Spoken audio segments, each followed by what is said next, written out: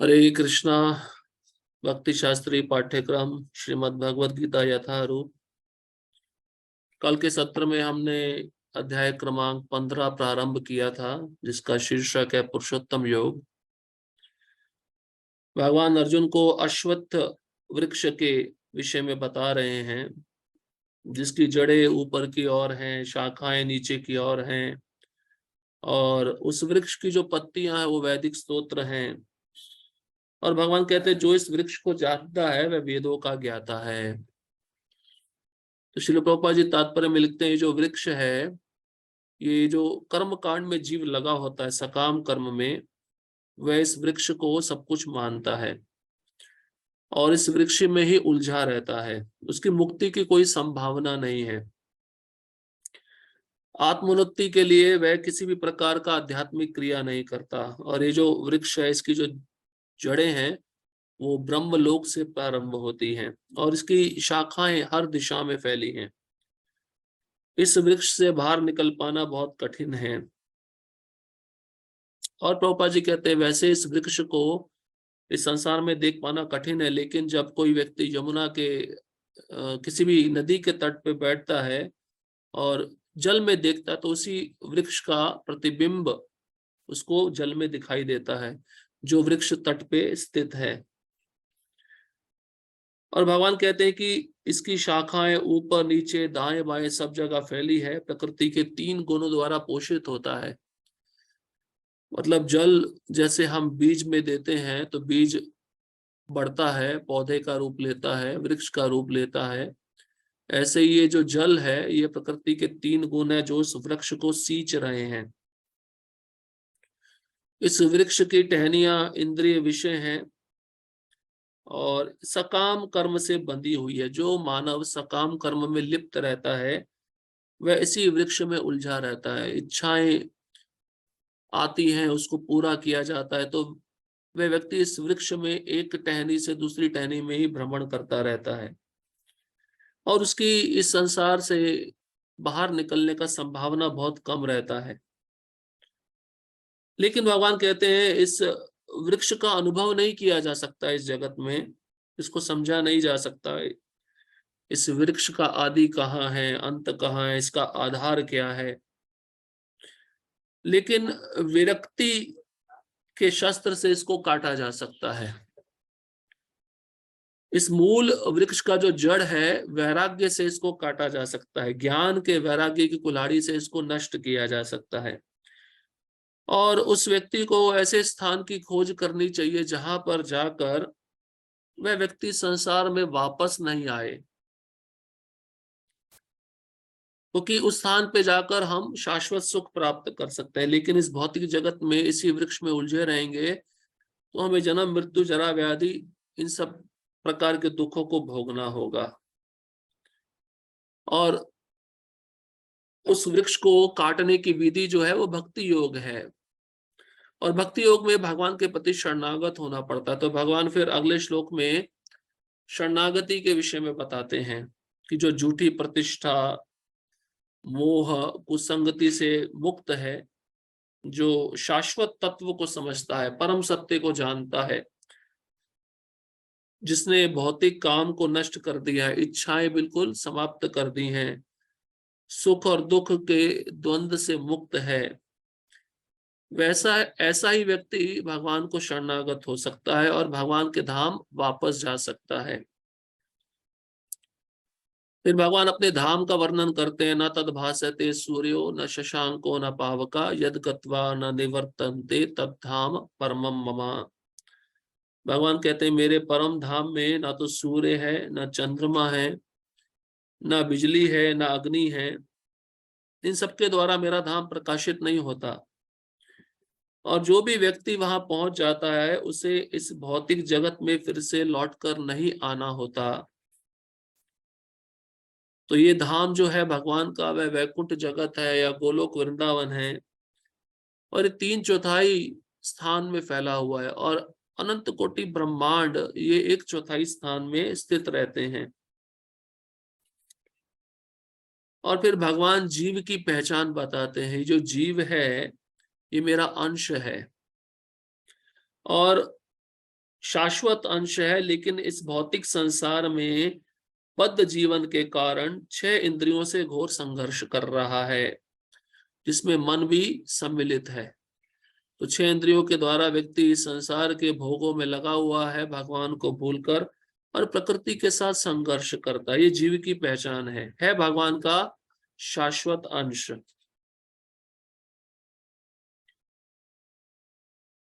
अब भगवान पुनः आगे के श्लोकों में क्रम से जीव का देहांतरण बताएंगे। जीव कैसे एक शरीर को छोड़कर दूसरे शरीर में प्रवेश करता है। ये जो 8वां श्लोक है आज हम प्रारंभ कर रहे हैं, देहांतरण। जीव अपने कर्म के अनुसार, प्रकृति की व्यवस्था के अनुसार जो भी शरीर चाहता है उसको कैसे प्रदान किया जाता है, उसके विषय में भगवान बताने जा रहे हैं। श्लोक क्रमांक 8, शरीरम यद्वाप्नोति यच्चाप्यात् उत्क्रामित्वेश्वरा गृहीत्वैतानि संयाति वायुर्गंधानि वाशयात्। इस संसार में जीव अपनी देहात्म बुद्धि को एक शरीर से दूसरे में उसी तरह ले जाता है जिस तरह वायु सुगंधी को ले जाता है। इस प्रकार वह एक शरीर धारण करता है और फिर इसे त्याग कर दूसरा शरीर धारण करता है। तो भगवान उदाहरण देके समझा रहे हैं, जिस भाव में व्यक्ति शरीर छोड़ता है, जिस चेतना में शरीर छोड़ता है, वही चेतना उसको दूसरे शरीर में लेके जाती है। तो भगवान क्या उदाहरण दे रहे हैं कि आप जैसे मान लीजिए एक जगह पे बैठे हैं और वायु एक पुष्प के सुगंध को आपके नासिका तक लेकर आई, और नासिका तक लेकर आई, आप उसको ग्रहण कर रहे हैं, सूंघ रहे हैं।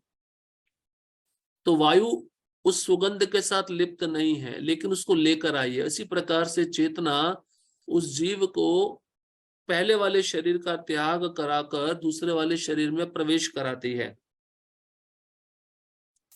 ये बहुत सूक्ष्म है। जैसे भागवतम में भी इसका वर्णन है, कर्मणा देव नेत्रेण जंतुर्देह उपपत्तये।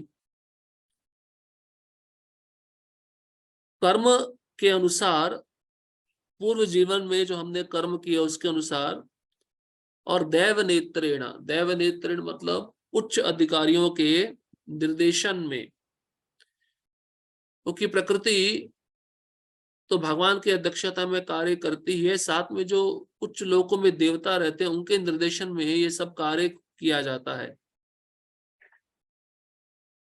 तो उसको विशेष प्रकार के शरीर में डाला जाता है। जैसी उसकी इच्छा थी, उस इच्छा के अनुसार प्रकृति उसको विशेष प्रकार के स्त्री के गर्भ में प्रवेश कराती है। पुंसा रेत कणाश्रया, कण आश्रया, रेत मतलब वीर्य के द्वारा वह जीव अपनी पूर्व शरीर में जो इच्छाएं व्यक्त किया है, उन इच्छाओं के द्वारा उसको एक विशेष प्रकार के स्त्री के गर्भ में डाला जाता है, उसको वैसा शरीर प्रदान किया जाता है। और ये शरीर 84 लाख योनि में से कोई भी हो सकता है, कुछ भी हो सकता है। तो देहांतरण की प्रक्रिया बहुत सूक्ष्म है, इसको कोई भी समझ नहीं सकता है।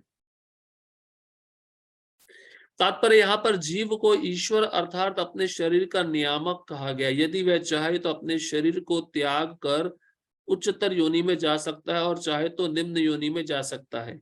तो प्रभुपाद जी भी कहते हैं कि शरीर एक प्रकार से जंक्शन है।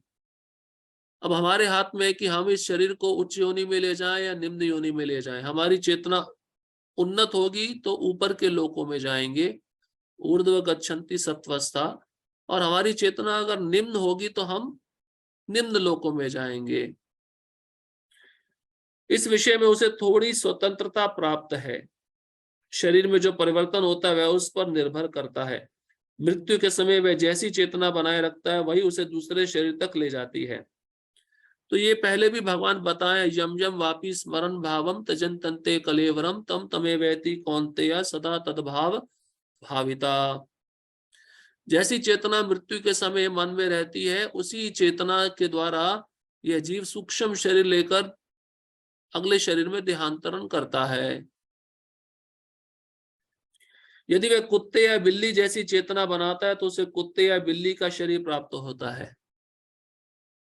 यदि वह अपनी चेतना दैवी गुणों में स्थित करता है तो उसे देवता का स्वरूप प्राप्त होता है। तो हमने देखा भी है, कई लोग होते हैं ना, उनके अंदर चेतना भिन्न भिन्न प्रकार की होती है। तो कई लोग ऐसे होते हैं कि पशुओं जैसा आचरण करते हैं।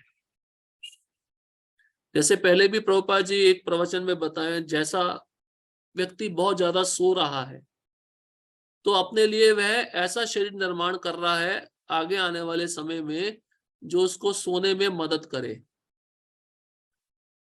तो प्रभुपाद जी इसका उदाहरण देते हैं भालू, क्योंकि सोने में ही चेतना लगी हुई है तो वैसा ही शरीर मिलता है। और कोई व्यक्ति अपनी चेतना को दैवी गुणों में लगाता है, भक्त बनता है, अपना आचरण बिल्कुल दूसरों के साथ बहुत अच्छा रखता है, तो उसको उच्च योनि मिलती है। या जो भक्त बन जाता है फिर उसको वैकुंठ मिलता है। तो जैसी चेतना होगी वैसा ही शरीर मिलेगा।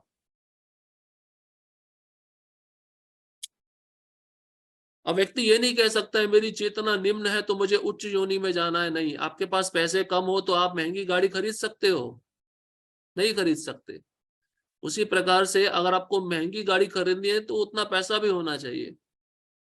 अगर उच्च लोकों में जाना तो उन्नत चेतना, उच्च चेतना होनी चाहिए।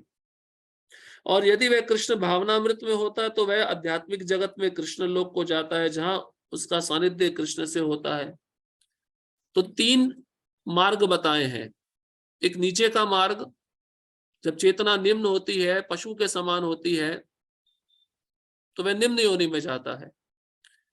अब चेतना उन्नत है, देवताओं के समान है, तो वह उच्च लोकों में जाता है। और चेतना अगर कृष्णमय है तो वह वैकुंठ या गोलोक वृंदावन में जाता है। तो जितनी चेतना सत्व गुण में रहेगी, जितनी मात्रा में आपकी चेतना सत्व गुण में है, ऊपर के लोकों में भी विभाजन है। जैसे हमने पहले भी सुना था कि ब्रह्मलोक में सबसे ज्यादा सत्वगुण की मात्रा रहती है, तो सबसे ज्यादा सत्वगुण मतलब फिर वह जीव ब्रह्मलोक में जाएगा।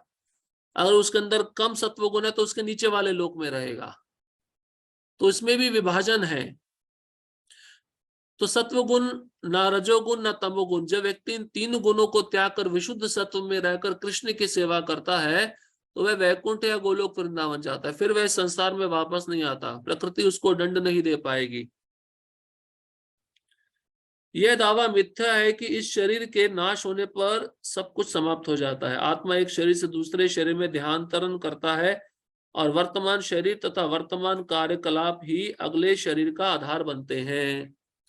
तो 2 कारण है अगला शरीर प्राप्त करने के, एक जीव की इच्छाएं और दूसरा भगवान के निर्देशानुसार प्रकृति का आदेश। ये 2 कारण बनते हैं अगला शरीर मिलने के लिए।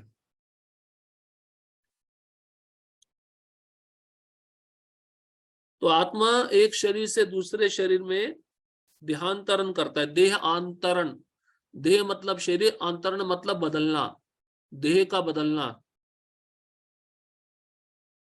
तो प्रभुपाद जी कह रहे अभी के समय में वर्तमान शरीर में जो आप क्रिया कर रहे हो वो आपका अगला शरीर बना रही है, आधार सपोर्ट बन रहा है।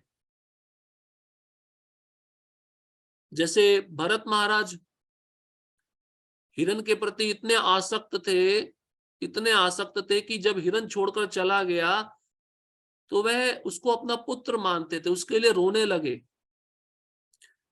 और रोते रोते चंद्रमा से, जंगल के वृक्षों से, टहनियों से पूछने लगे मेरा पुत्र कहाँ गया। जब उनकी ही उस हिरण की चेतना में भरत महाराज शरीर छोड़े तो उनको हिरण के शरीर में जाना पड़ा, क्योंकि वर्तमान स्थिति में वह चेतना हिरण में लगी हुई थी। पुरंजन का आख्यान है भागवतम के 4थे स्कंद में। पुरंजन जो अपनी पुरंजनी पत्नी से बहुत आसक्त था। कैसे आसक्त था? पुरंजनी जब खाती थी वह भी खाता था, पुरंजनी सोती थी वह भी सोता था, पुरंजनी हंसती थी तो वह भी हंसता था। तो जो क्रिया वो करती थी वही क्रिया ये करता था। हमने पहले भी श्रवण किया, रजोगुण का प्रबल कारण होता है अत्यधिक आसक्ति। तो इसी अत्यधिक आसक्ति के कारण वो जो चेतना होती है, सबकॉन्शियस माइंड होता है, पूरा उस विचारों में लीन रहता है। ये वर्तमान स्थिति की बात हो रही है। अब इतना आसक्त था पुरंजन अपने घर में, अपनी पत्नी में, अपने बच्चों में, कि मृत्यु के समय उसको चिंता होने लगी कि मेरे जाने के बाद मेरे परिवार का क्या होगा। और चिंतन किसका किया उसने? अंतिम समय में अपनी पत्नी का चिंतन किया, पुरंजनी का चिंतन किया। हालांकि ये आख्यान नारद मुनि राजा प्राचीन भविष्यत को समझा रहे थे। ये पुरंजन हम सब जीव है और पुरंजनी हमारी भौतिक बुद्धि है जो हमको इस संसार के भोगों में लगा रही है। इसलिए व्यक्ति को बहुत सावधान रहना चाहिए। हम इस श्लोक को भूल जाते हैं, मृत्यु के समय हमारी जो चेतना होगी हम दूसरे शरीर में चले जाएंगे उसी चेतना के आधार पर। ये सत्य है, इसको झूठ नहीं माना जा सकता है, और इसके प्रमाण भगवान ने दिए हैं भागवतम में। पुरंजन है, भरत महाराज हैं। इसलिए अगला शरीर का आधार हमारा अभी का विचार है। जो विचार हम अभी मन में रख रहे हैं वह हमारे अगले शरीर का निर्माण कर रहा है। किसी घर को बनाने के लिए नक्शा बनाना पड़ता है ना। व्यक्ति मन से सोचता है नक्शे में क्या क्या होना चाहिए, कहाँ पे कौन सी वस्तु होनी चाहिए। अभी घर बना नहीं है लेकिन सूक्ष्म बन चुका है। सूक्ष्म समझते हो, मन के द्वारा बन चुका है। तो सूक्ष्म ही महत्वपूर्ण है, क्योंकि ये सूक्ष्म शरीर इस स्थूल शरीर को छोड़कर अगले शरीर में जाएगा आत्मा के साथ। इसलिए सूक्ष्म शरीर में जो विचार आते हैं वो बहुत अच्छे होने चाहिए। अगर वो विचार अच्छे नहीं है तो इसका मतलब क्या है कि हमें उन विचारों को हटाकर फिर शुद्ध विचार लाने चाहिए।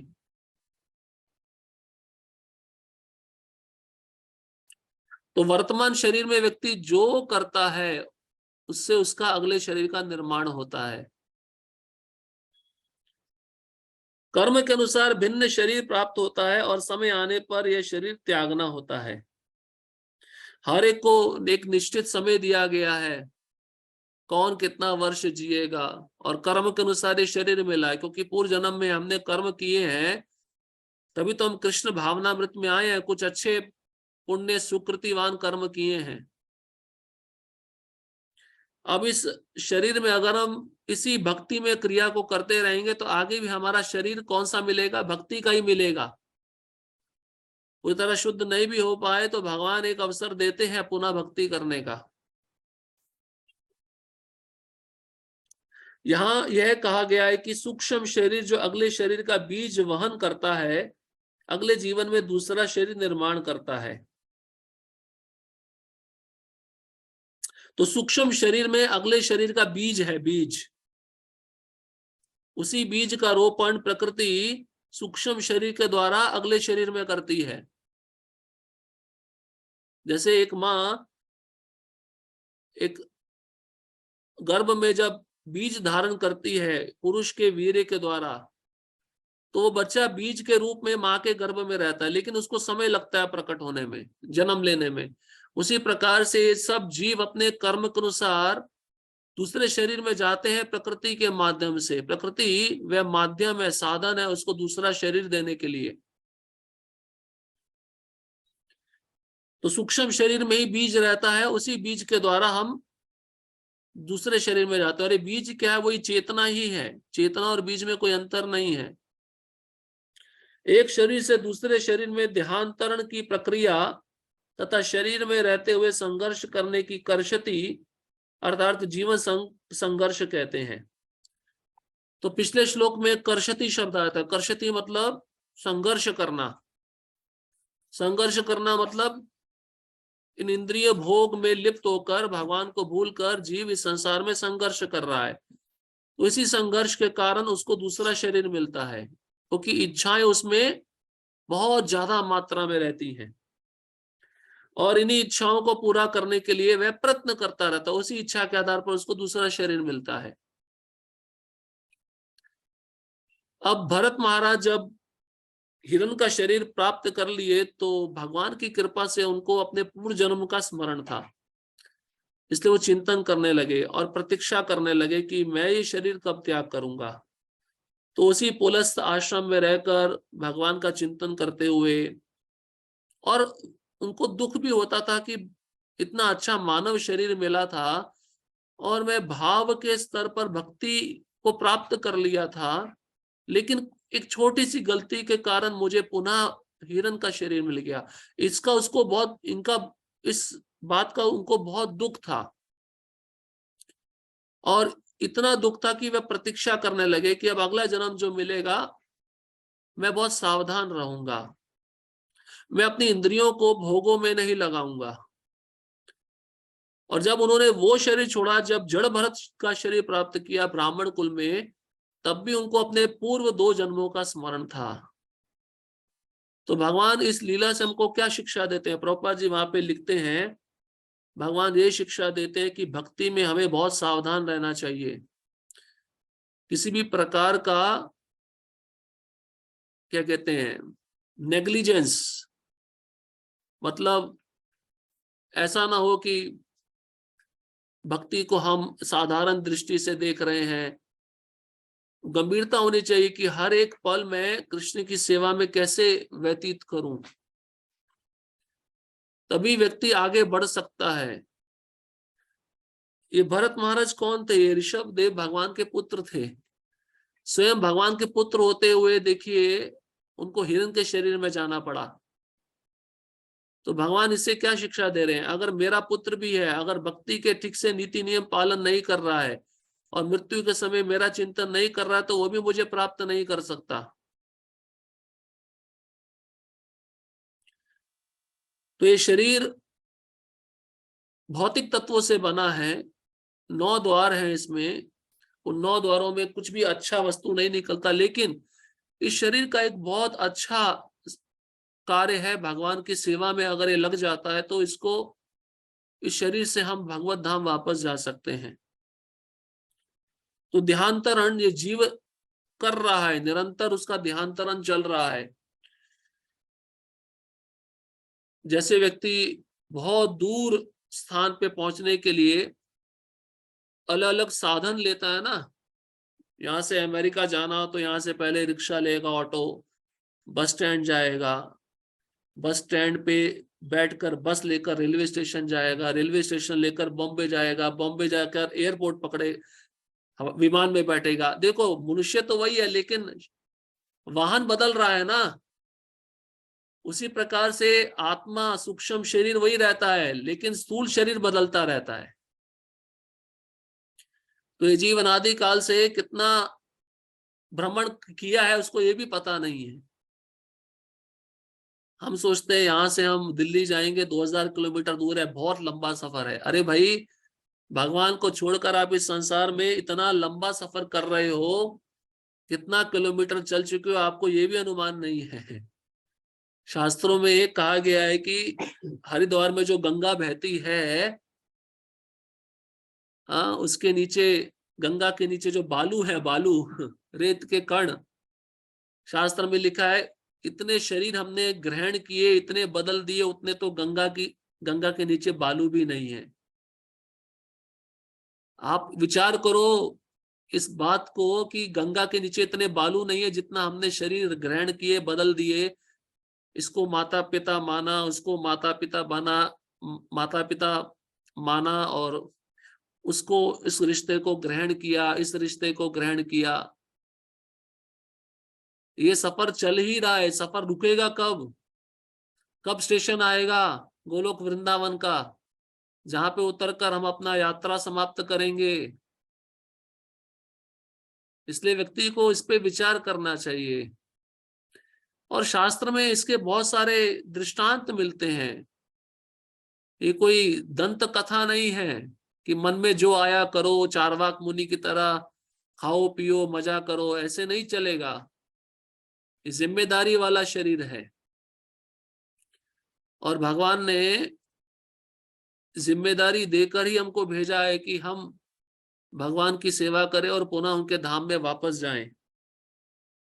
तो इस प्रकार से व्यक्ति देहांतरण करता है। और यहाँ पे देखिए भगवान उदाहरण दे रहे हैं वायु का। वायु सुगंध को लेकर जाता है। हाँ, सुगंध अच्छी भी हो सकती है, बुरी भी हो सकती है।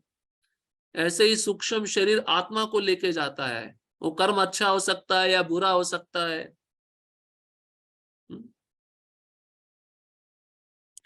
अब देखिए इंद्रियों पे, आगे वाले श्लोक में भगवान इंद्रियों के विषय में बता रहे हैं। भाई जैसा शरीर मिलेगा उसमें इंद्रियां भी वैसी मिलेंगी। अब जैसे सुअर की इंद्रियां होती है, वो मल को खाने में बहुत मजा लेता है, आनंद लेता है। उसकी जीवा पे मल आ जाए तो उसको हलवे जैसा लगता है। और मनुष्य की जो इंद्रिया है उसको मिष्ठान अच्छा लगता है। तो हर एक योनि में इंद्रियां भी अलग अलग प्रकार की है। तो जैसी इच्छा होती है उसको वैसा शरीर भी मिलता है और वैसी इंद्रियां भी मिलती हैं भोग करने के लिए। तो वे इंद्रियां कौन कौन सी हैं, हम परिचित तो हैं, फिर भी भगवान बता रहे हैं अगले श्लोक में। श्लोक क्रमांक 9, श्रोत्रम चक्षुस्पर्शनम च रसनम घ्राणमेव च अधिष्ठाय मनश्चायम विषयानुपसेवते। बहुत सूक्ष्म तरीके से भगवान देखो स्टेप बाय स्टेप बता रहे हैं कैसे देहांतरण होता है। इस प्रकार दूसरा स्थूल शरीर धारण करके जीव विशेष प्रकार का कान, आंख, जीभ, नाक तथा स्पर्श इंद्रियां, त्वचा प्राप्त करता है, जो मन के चारों ओर सपुंजित है। इस प्रकार वह इंद्रिय विषयों के एक विशिष्ट समुच्चय का भोग करता है। तो मन के ही आसपास से सारी इंद्रियां रहती है, इसलिए इंद्रियों का स्वामी कौन है, मन है। जैसे ही दूसरा स्थूल शरीर मिलता है जीव को, विशेष प्रकार का आंख, कान, जीभ, नाक, त्वचा मिलती है। इसलिए तो योनियों में अंतर है या नहीं है। पशु योनि में, मनुष्य योनि में अंतर है, क्योंकि उनका विशेष प्रकार का आंख है, नाक है, कान है, जीवा है। अब जो गिद्ध होता है आकाश में उड़ता है, उसकी विशेष प्रकार की आंख है। वो दूर से देख लेता है शव कहाँ पे पड़ा है, उसको खाने के लिए आ जाता है। हमें पास पड़ी हुई वस्तु दिखती नहीं है। देखा है, कभी अनुभव किया है, हमारे जेब में मोबाइल रहता है लेकिन हम मोबाइल ढूंढते रहते हैं। हाँ? तो नाक भी विशेष प्रकार की कुत्ते को मिलती है सूंघने की। कई मीलों दूर तक वह उस वस्तु को, जो सुगंध सुगाई जाती है उसको वह सूंघ लेता है और उस सुगंध के माध्यम से वह उस स्थान पे पहुंच जाता है। तो ये विशेष प्रकार की इंद्रियां प्रकृति उस जीव को देती है दूसरा स्थूल शरीर प्राप्त करने पर।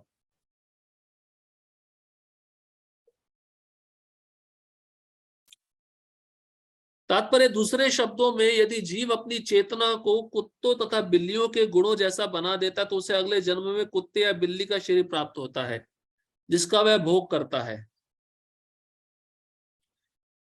तो प्रभुपाद जी पुनः कह रहे हैं, कुत्ते बिल्ली की तरह चेतना होगी तो वैसा शरीर मिलेगा, और शरीर में इंद्रियां भी विशेष होती हैं।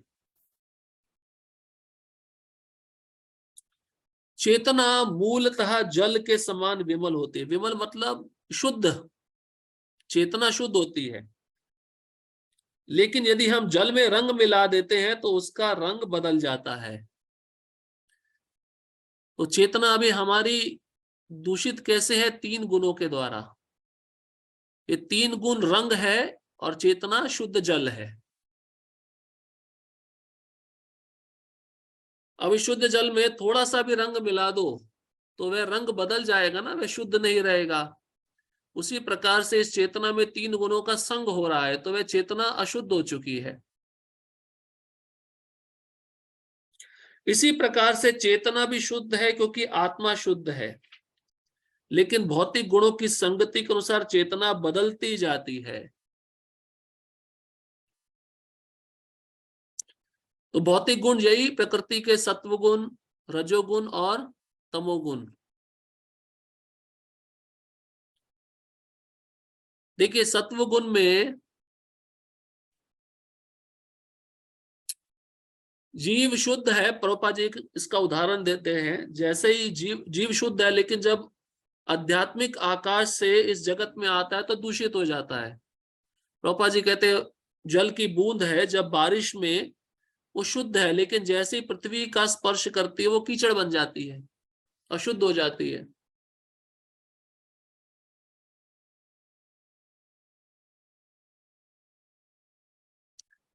तो जैसा गुण होगा वैसी ही चेतना होगी।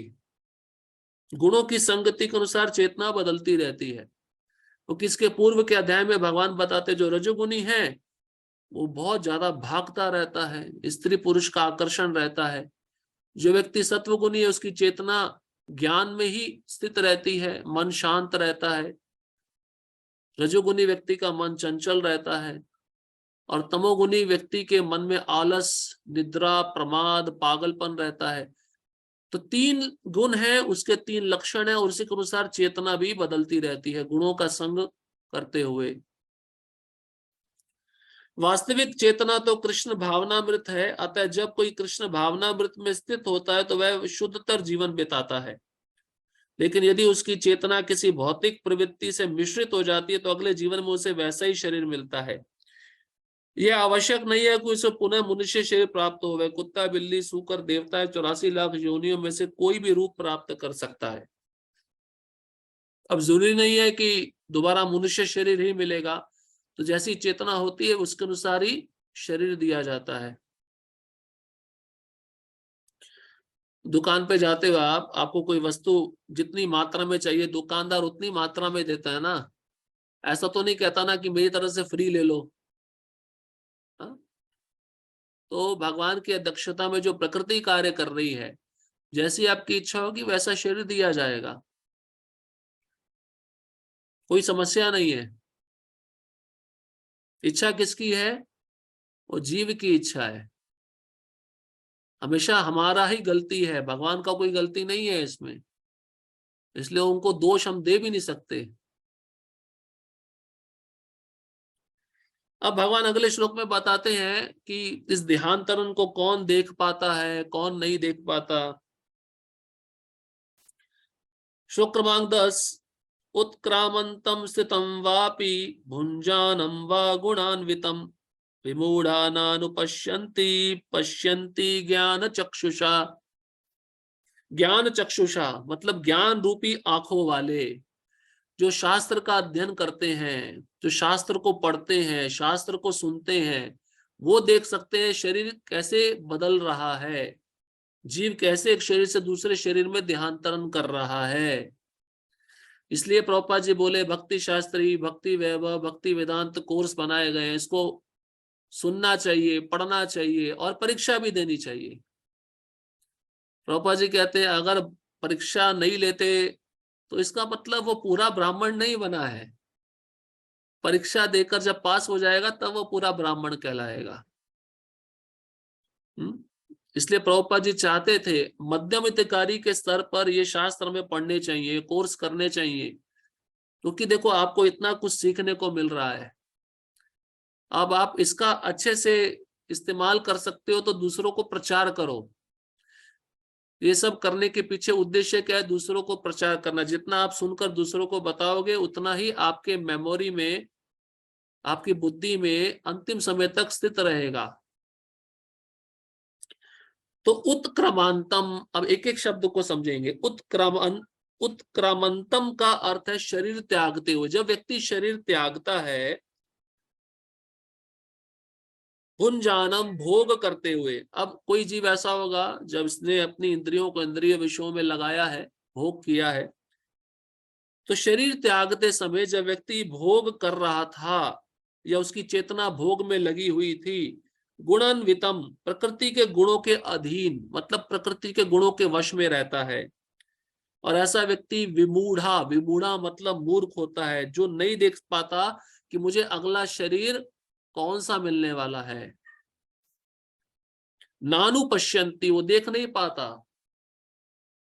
और प्रभुपा जी कहते हैं इस कलयुग में 99.9% लोग नानु पश्यंती है, मूढ़ है, विमूढ़ है, मूर्ख है, जो ये नहीं जानते कि उनका अगला शरीर तैयार खड़ा हुआ है, बना हुआ है प्रकृति के गुणों के अनुसार।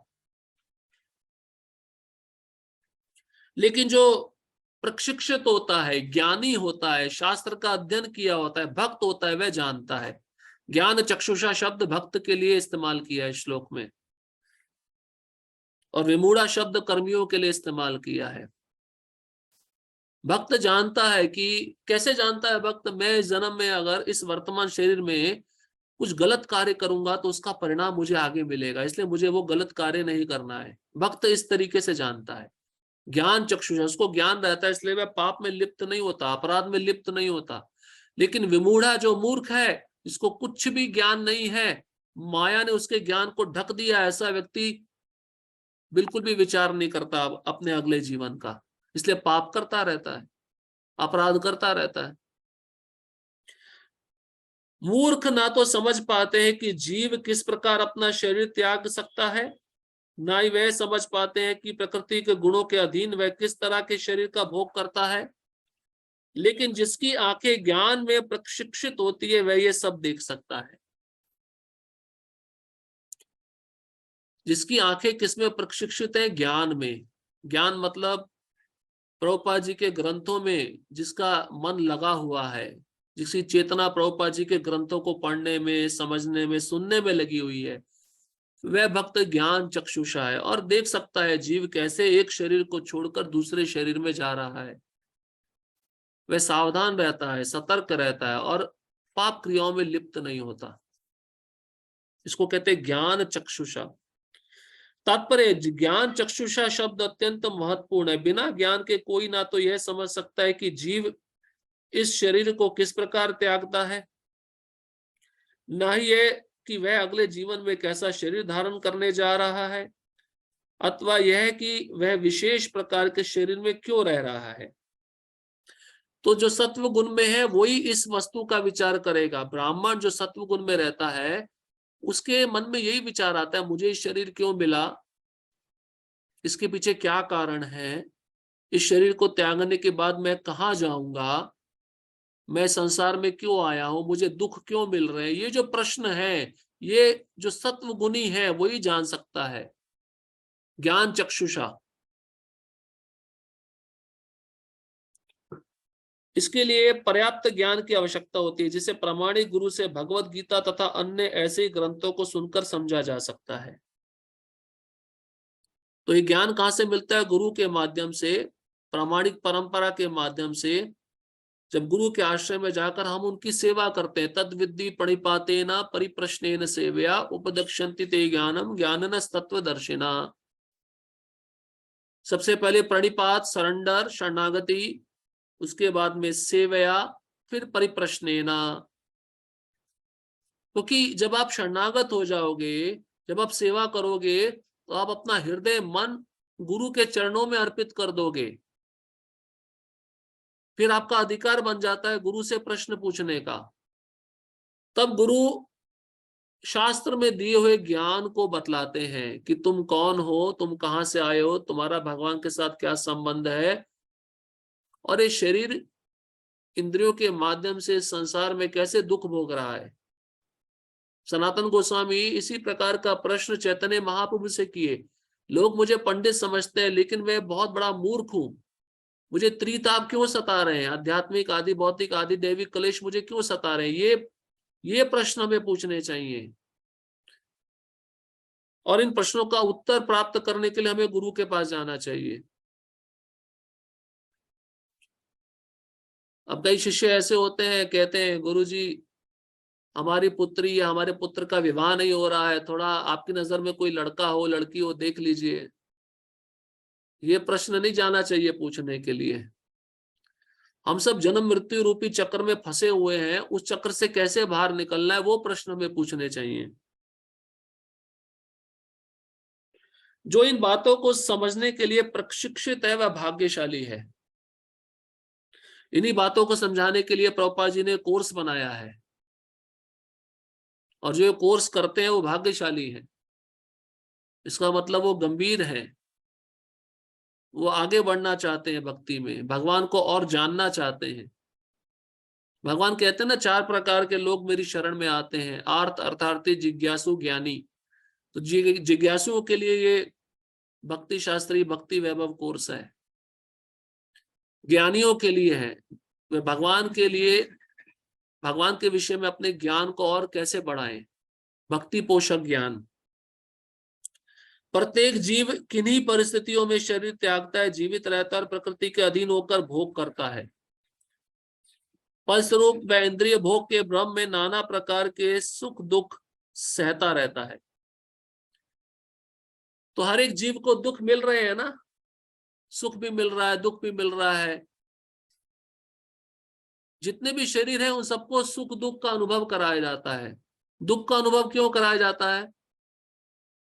अगर बुद्धिमान व्यक्ति है, जब जीवन में दुख देखता है तो उसको समझना चाहिए कि ये संसार रहने लायक नहीं है, दुखालयम अशाश्वतम है, मैं यहां से कैसे निकलूं। और अगर बुद्धिमान नहीं है, कोई संसार में रहना चाहता है, तो वे भाग्यशाली नहीं है, क्योंकि निकल नहीं पाएगा, इंद्रिय भोग में लगा रहेगा। तो हर एक जीव को दुख मिलता है, लेकिन वह अपना दुख व्यक्त नहीं कर सकता है। लेकिन मनुष्य योनि में ही दुख को व्यक्त किया जा सकता है, अनुभव किया जा सकता है, और दुख का उपाय भी निकाला जा सकता है। लेकिन पशु योनि में दुख का उपाय कैसे निकलेगा? वह पशु तो समझ नहीं सकता ना कि जिस दुख में मैं पड़ा हूं उसमें से मैं कैसे निकलूं। लेकिन ये मनुष्य पशु से भी नीचे गिर चुका है कि दिन रात कष्ट भोग रहा है, संसार के दुख भोग रहा है, लेकिन फिर भी इस दुख से बाहर निकलने का प्रयत्न नहीं करता। हम घर के लोग भक्त बन जाते हैं, घर के अन्य सदस्यों को देखते हैं जो भक्त नहीं है, वो भी दुख में पड़े हुए हैं, हम उनको भी बताते नहीं है। आप समझ रहे हैं, ये भी अज्ञान है। कम से कम हमें उनको बताने का प्रयत्न करना चाहिए और भक्ति में लाने का उनको प्रयास करना चाहिए। ये तो इसका अर्थ है कि हम केवल अपने बारे में सोच रहे हैं, दूसरों की हमें चिंता नहीं है। लेकिन भक्ति मार्ग कैसा है? भक्ति मार्ग सबको साथ में लेके चलने वाला मार्ग है। और जब जितना भक्ति में हम एक साथ रहेंगे, उतना हम प्रसन्न रहेंगे और माया से बचे रहेंगे। ऐसे व्यक्ति जो काम तथा इच्छा के कारण निरंतर मूर्ख बनते रहते हैं, अपने शरीर परिवर्तन तथा विशेष शरीर में अपने वास को समझने की सारी शक्ति खो बैठते हैं। तो प्रभा जी कहते हैं काम और इच्छा दो चीजें हैं। काम मतलब भौतिक चीजों की कामना, और इच्छा मतलब उसको प्राप्त करने के लिए लालसाएं, तृष्णाएं। तब ये दो चीजें जीव को निरंतर 84 लाख योनि में घुमाती रहती हैं। और माया क्या करती है? इन जीवों को इन्हीं दो इच्छाओं के कारण मूर्ख बनाती है, शरीर परिवर्तन करने पर बाध्य करती है। और जब वह विशेष प्रकार के शरीर में रहता है तो अपनी सारी शक्ति खो देता है, सुनने की, समझने की, सोचने की, बोलने की शक्ति खो देता है। कैसे खो देता है? ये शक्ति उसको मिली है कृष्ण की सेवा के लिए, लेकिन इस शक्ति का दुरुपयोग वह माया की सेवा में करता है, इसलिए खो देता है। वे इसे नहीं समझ सकते, किंतु जिन्हें आध्यात्मिक ज्ञान हो चुका है वे देखते हैं कि आत्मा शरीर से भिन्न है और यह अपना शरीर बदलकर विभिन्न प्रकार से भोगता रहता है। ऐसे ज्ञान से युक्त व्यक्ति समझ सकता है कि संसार में बद्ध जीव किस प्रकार कष्ट भोग रहे हैं। तो बुद्धिमान व्यक्ति जानता है मैं शरीर से अलग हूं, मैं शरीर नहीं, मैं आत्मा हूं, और विभिन्न प्रकार के शरीरों में प्रवेश करके मैं विभिन्न प्रकार का दुख भोग रहा हूं। ये बुद्धिमान व्यक्ति ही विचार करता है इसके ऊपर, और उसके विचार करने के बाद मैं इस दुख से कैसे मुक्त हो जाऊं इसके लिए प्रयत्न करता है। खाली बैठा नहीं रहता है, सोचता नहीं रहता है, उसके लिए वो कार्य करता है। अतएव जो लोग कृष्ण भावनामृत में अत्यधिक आगे बढ़े हुए हैं वे इस ज्ञान को सामान्य लोगों तक पहुंचाने में प्रयत्नशील रहते हैं, क्योंकि उनका बद्ध जीवन अत्यंत कष्टप्रद रहता है। उन्हें इसमें से निकलकर कृष्ण भावना भावित होकर आध्यात्मिक लोक में जाने के लिए अपने को मुक्त करना चाहिए। तो प्रभुपाद जी कहते हैं कि जो बहुत प्रगतिशील भक्त है, कृष्ण भावनामृत में आगे बढ़े हुए हैं, वे ये ज्ञान अपने तक नहीं रखते, दूसरों में भी बांटते हैं, दूसरों के विषय में भी सोचते हैं, क्योंकि वे जानते हैं कि दूसरों को भी दुख मिल रहा है। पर दुख दुखी भक्त दूसरों के दुख को देखकर दुखी होता है। प्रहलाद महाराज क्या कहते हैं? प्रहलाद महाराज नरसिंह भगवान को यही कहते हैं, मैं आपके धाम नहीं जाना चाहता। जितने भी बद्ध जीव हैं उनको मैं कृष्ण भावनामृत प्रदान करके उनको शुद्ध बनाकर उनको अपने साथ में लेकर फिर मैं आपके धाम में आना चाहता हूं। तो हिमालय पे जो योगी रहते हैं, तपस्वी रहते हैं, ये तो केवल अपने बारे में सोचते हैं। लेकिन जो भक्त शहर में रहकर, माया के बीच में रहकर प्रचार करता है, इसका मतलब है दूसरों के विषय में सोचता है, वो भक्ति में आगे बढ़ा हुआ है, इसलिए वह दूसरों को भी कृष्ण भावनामृत प्रदान करना चाहता है, जिससे कि वह जीव भी भगवान के विषय में ज्ञान प्राप्त करके भगवान के धाम वापस जा सके। क्योंकि संसार में हर एक जीव को कष्ट मिल रहा है, और ये शरीर सबसे बड़ा कष्ट है। अनुभव है या नहीं है? शरीरम व्याधि मंदिरम, ये बीमारियों का घर है, वेदनाओं का घर है, कष्टों का घर है। किसी न किसी अंग में शरीर के कुछ ना कुछ होता रहता है। प्रभुपाद जी कहते हैं जन्म से लेके मृत्यु पर्यंत तक, जब जीव मां के गर्भ में आता है और मृत्यु पर्यंत तक उसको इस संसार में कष्ट ही मिलता है। लाभ यही है कि शरीर को भगवत सेवा में लगाकर वापस भगवत धाम चला जाए। लेकिन जब वह ये कार्य नहीं करता है तो उसको जन्म से लेकर मृत्यु तक कष्ट मिलता है। प्रभुपाद जी स्पष्ट रूप से अपने प्रवचन में कहे हैं। और फिर भी इन कष्टों को भोग कर जीव अनुभव नहीं करता। बहुत सारे कष्ट हैं, मानसिक कष्ट है, शारीरिक कष्ट है, शरीर में व्याधि आता है तो वो कष्ट मिलता है, और मन में जब चंचल है, मन विचारों में लीन रहता है, कुछ ऐसे विचार जो अनुकूल नहीं है, जो हमको बाध्य करते हैं दूसरों के बारे में बुरा सोचने के लिए, तो उस समय भी मन कष्ट में है, क्योंकि मन भी एक प्रकार का शरीर है, इसको सूक्ष्म शरीर कहा गया है। इसलिए इन कष्टों से निकलने के लिए एकमात्र औषधि यही है, हरे कृष्णा कृष्णा कृष्णा हरे हरे, हरे राम राम राम हरे। देखो भगवान ने बहुत अच्छा ये मंत्र दिया है। कल हम चर्चा किए थे, जो मैंने आपके साथ बात किया था, शेयर किया था। एक भक्त हैं जो जेल में प्रचार करते हैं, चलो उनका तो दीक्षा हो गया, जो जेल में प्रचार कर रहे हैं। अब यही भक्त अपना अनुभव बताते हैं कि एक और व्यक्ति को जो जेल में था, जिसने किसी का हत्या किया था, उसको वे प्रचार कर रहे थे। तो उस अपराधी ने आकर इस भक्त को कहा कि मुझे रात में नींद नहीं आ रही। तो इस भक्त ने पूछा क्यों नींद नहीं आ रही? बोले जिसकी मैंने हत्या की ना, वो मेरे सपने में आके मुझे डराता है, रोज मेरे सपने में आता है। तो इस भक्त ने कहा चिंता मत करो, आप ये माला ले लो और हरे कृष्ण मंत्र का जप करो, आपको अच्छे से नींद आएगी।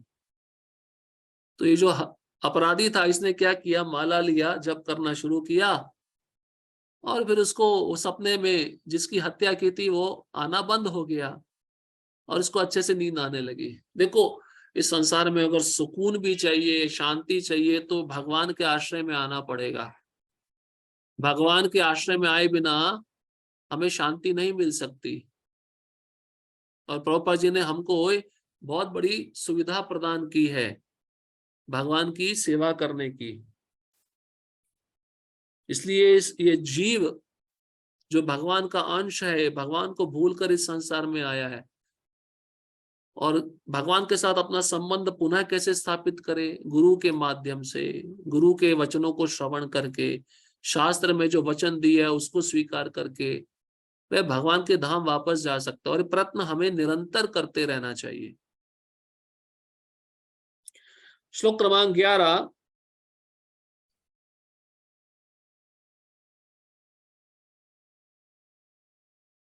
इसमें भी आत्मा का देहांतरण भगवान अब पिछले वाले श्लोक का विस्तार पूर्वक इस श्लोक में बता रहे हैं कि कौन देख पाता है और कौन नहीं देख पाता।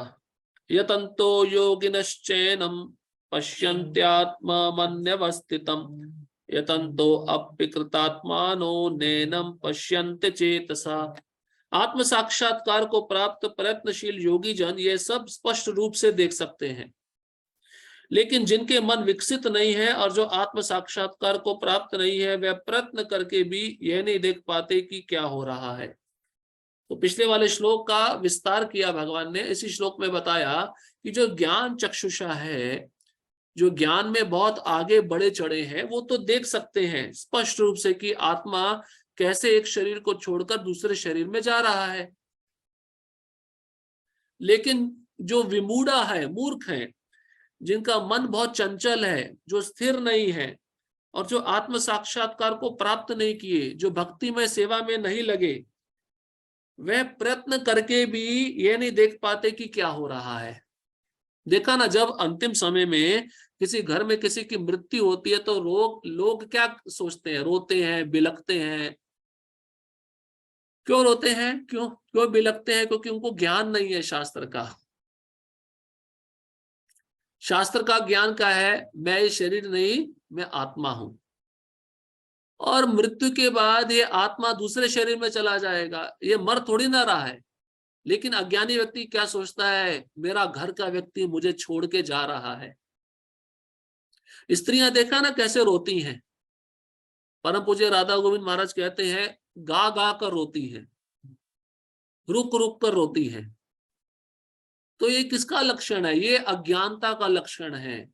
जिसका मन बहुत चंचल है, विमूढ़ का लक्षण है, क्योंकि व्यक्ति समझ नहीं पाता है कि मेरे सामने हो क्या रहा है। अब उस स्थिति में किसी शुद्ध भक्त को लाके खड़ा कर दो, वो शांत रहेगा, वो जप करेगा। कई लोग तो ऐसे होते हैं, मृत्यु के समय मृत्यु को देखकर भयभीत हो जाते हैं।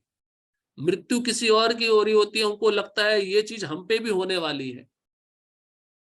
लेकिन भक्त का स्थिति कैसा है? शांत है। वो जानता है अभी आत्मा जितना समय इसको मिला था उस समय तक वह शरीर में रहा, अपने कर्म पूरा करके अब वह शरीर छोड़कर दूसरे शरीर में जा रहा है। भाई शरीर ही तो बदल रहा है ना, आत्मा तो नहीं बदला ना। हमने सफर करके ट्रेन बदला, बस बदली, हम तो वही रहे ना। तो ये ज्ञान चक्षुषा कहलाता है। तो भक्त जानता है कि, और ये भी जानता है किस गुण में रहकर व्यक्ति कहाँ जाता है।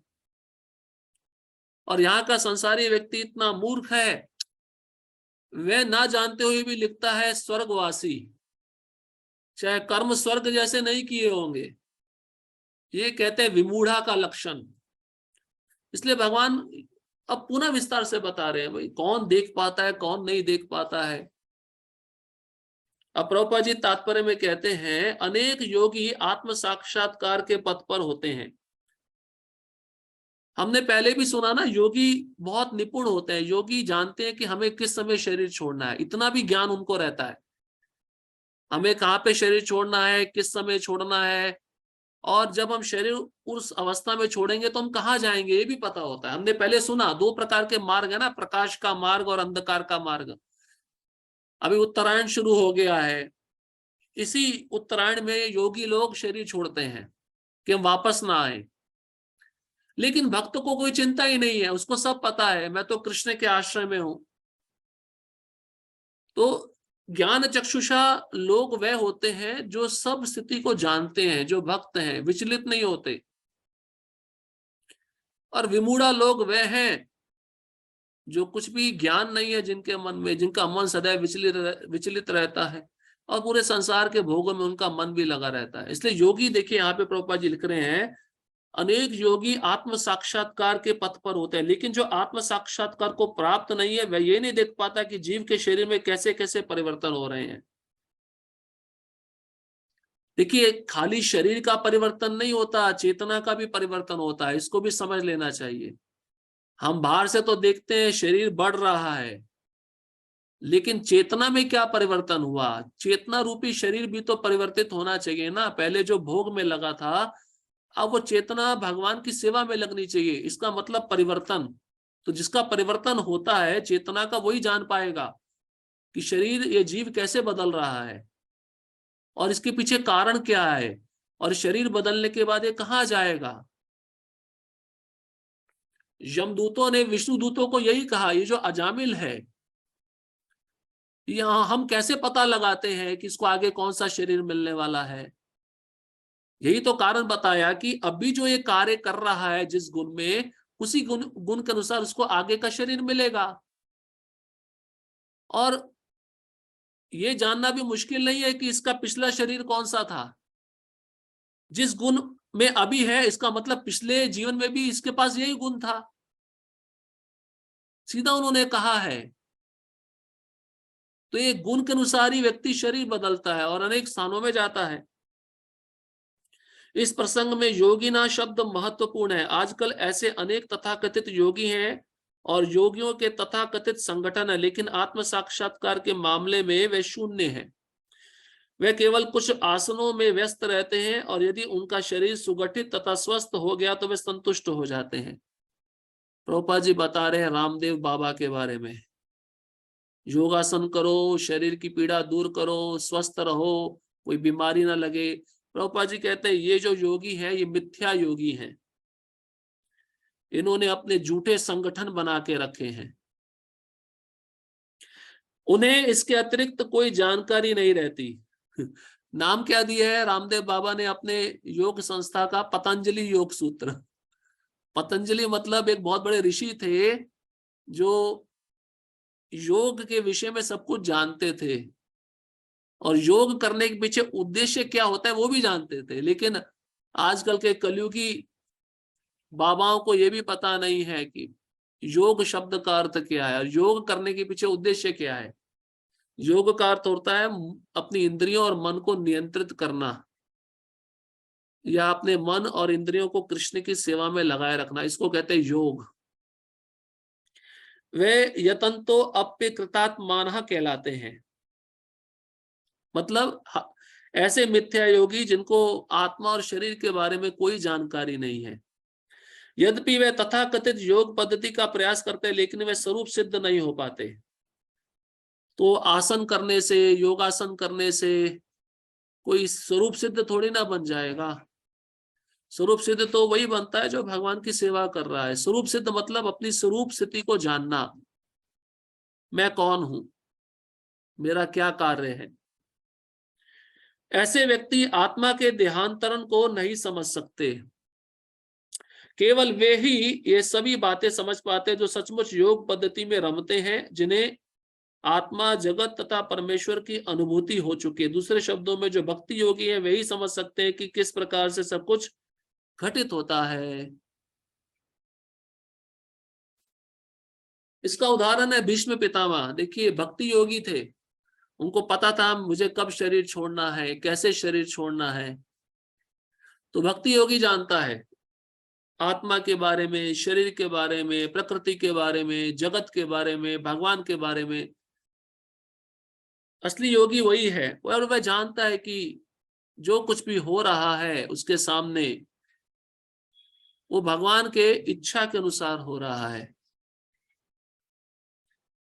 इसलिए भगवान कहते हैं कि योगी जन स्पष्ट रूप से देख सकता है जीव कैसे एक शरीर को छोड़कर दूसरे में जाता है। लेकिन जिनका मन विकसित नहीं है, मन बहुत चंचल है, वह प्रयत्न करके भी इस बात को नहीं समझ पाते कि शरीर कैसे बदला जा रहा है, जीव कैसे एक शरीर से दूसरे शरीर में देहांतरण कर रहा है। अब श्लोक क्रमांक 12 से भगवान पालन करता, इस जगत में भगवान कैसे पालन करता है उसकी स्थिति को समझाने जा रहे हैं। कैसे मैं संसार में रहकर जीवों का पालन करता हूं। श्लोक क्रमांक 12, यदादित्य गतम तेजो जगदास्यते अखिलम यच्चंद्रमसि यज्जग्नौ तत्तेजो विद्धि मामकम। सूर्य का तेज जो सारे विश्व के अंधकार को दूर करता है मुझसे ही निकलता है। चंद्रमा तथा अग्नि के तेज भी मुझसे उत्पन्न है। तो भगवान सूर्य के रूप में, अग्नि के रूप में और चंद्रमा के रूप में हमारा पालन कर रहे हैं। सूर्य का अगर रोशनी हमको नहीं मिले तो हम जीवित रह सकते हैं? नहीं रह सकते। और सूर्य नहीं होगा तो हम कुछ देख भी नहीं सकते। सूर्य जब उदय होता है तभी हम देख पाते हैं। और चंद्रमा की जो रोशनी है वह भी हमारा पालन करती है। वनस्पतियों में, शाक सब्जियों में जो रस आता है, जो पोषण आता है, वो चंद्रमा के रस रोशनी से आता है। और चंद्रमा नहीं होगा तो आपको जो आप सब्जी बना रहे हैं उसमें कुछ टेस्ट या स्वाद नहीं आएगा। तो जितने भी वृक्ष दिखते हैं, वनस्पतियां दिखती हैं, इसमें रस, इसमें पोषण चंद्रमा की रोशनी से आता है। तो भगवान कहते हैं कि इन तीनों वस्तुओं के द्वारा मैं विश्व के अंधकार को दूर करता हूं। और अग्नि का जो तेज है, चंद्रमा का जो रोशनी है, सूर्य का जो तेज है, वो मुझसे ही निकलता है। पहले भी भगवान कहे ना गीता में, प्रभास्मि शशि सूर्यो। शशि मतलब चंद्रमा, सूर्य मतलब सूरज, प्रभा मतलब उनकी रोशनी, बोले मैं ही हूं। अब भगवान पुनः कह रहे हैं सूर्य का तेज, आदित्य गतम, आदित्य मतलब सूर्य, गतम मतलब प्रकाश। तात्पर्य, अज्ञानी मनुष्य ये नहीं समझ पाता कि ये सब कुछ कैसे घटित होता है, लेकिन भगवान ने यहाँ पर जो कुछ बतलाया है उसे समझकर ज्ञान प्राप्त किया जा सकता है। प्रत्येक व्यक्ति सूर्य, चंद्रमा, अग्नि तथा बिजली देखता है, उसे समझने का प्रयास करना चाहिए कि चाहे सूर्य का तेज हो या चंद्रमा, अग्नि अथवा बिजली का तेज, ये सब भगवान से ही उद्भूत हैं। कृष्ण भावनामृत का प्रारंभ इस भौतिक जगत में बद्ध जीव को उन्नति करने के लिए काफी अवसर प्रदान करता है।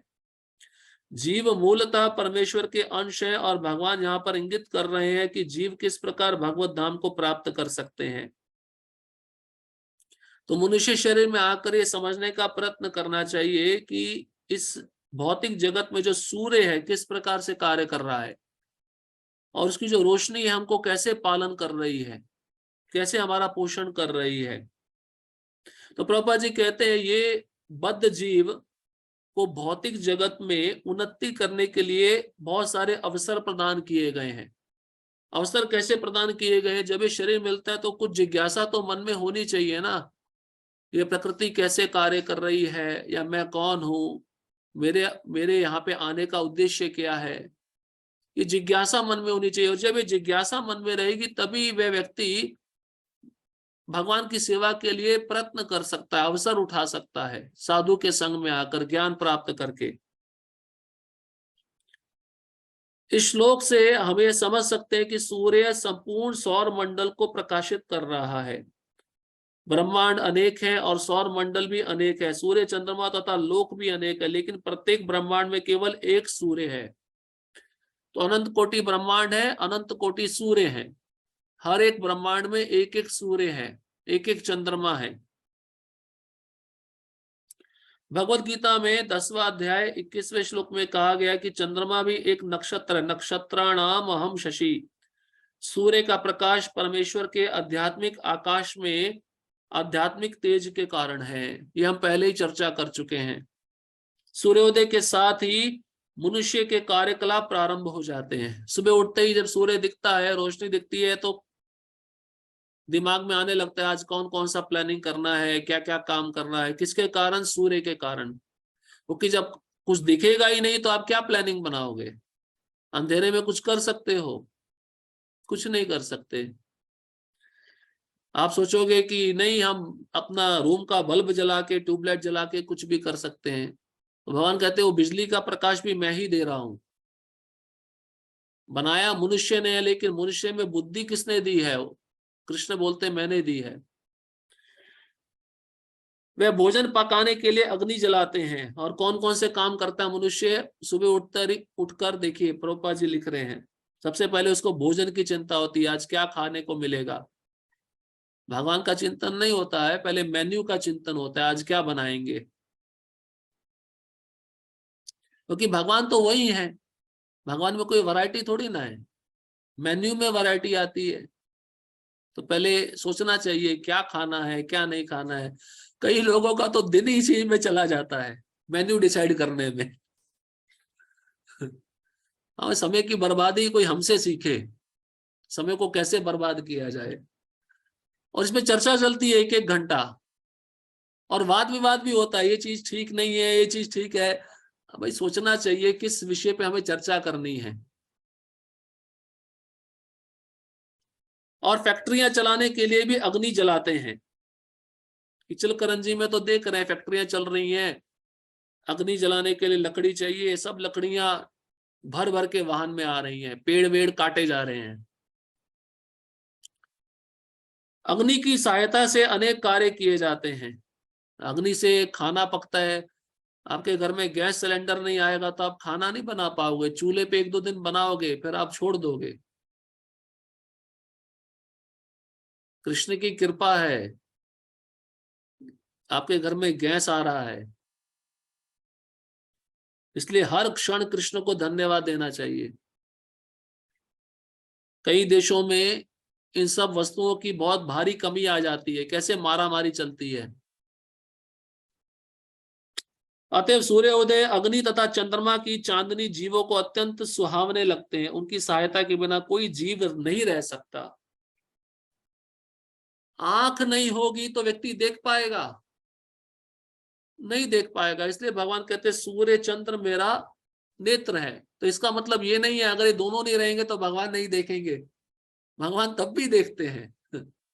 लेकिन एक हम जैसे बद्ध जीवों को समझाने के लिए कि ये भगवान की शक्तियां हैं, भगवान के आश्रय में रह के कार्य कर रही हैं, इसलिए तुमको भी, तुम तो बद्ध जीव हो, तुमको तो भगवान की आज्ञा का पालन और अच्छे से करना चाहिए। अतएव यदि मनुष्य जान ले कि सूर्य चंद्रमा तथा अग्नि का प्रकाश तथा तेज भगवान श्री कृष्ण से उद्भूत हो रहा है, तो उसमें कृष्ण भावनामृत का सूत्रपात हो जाता है।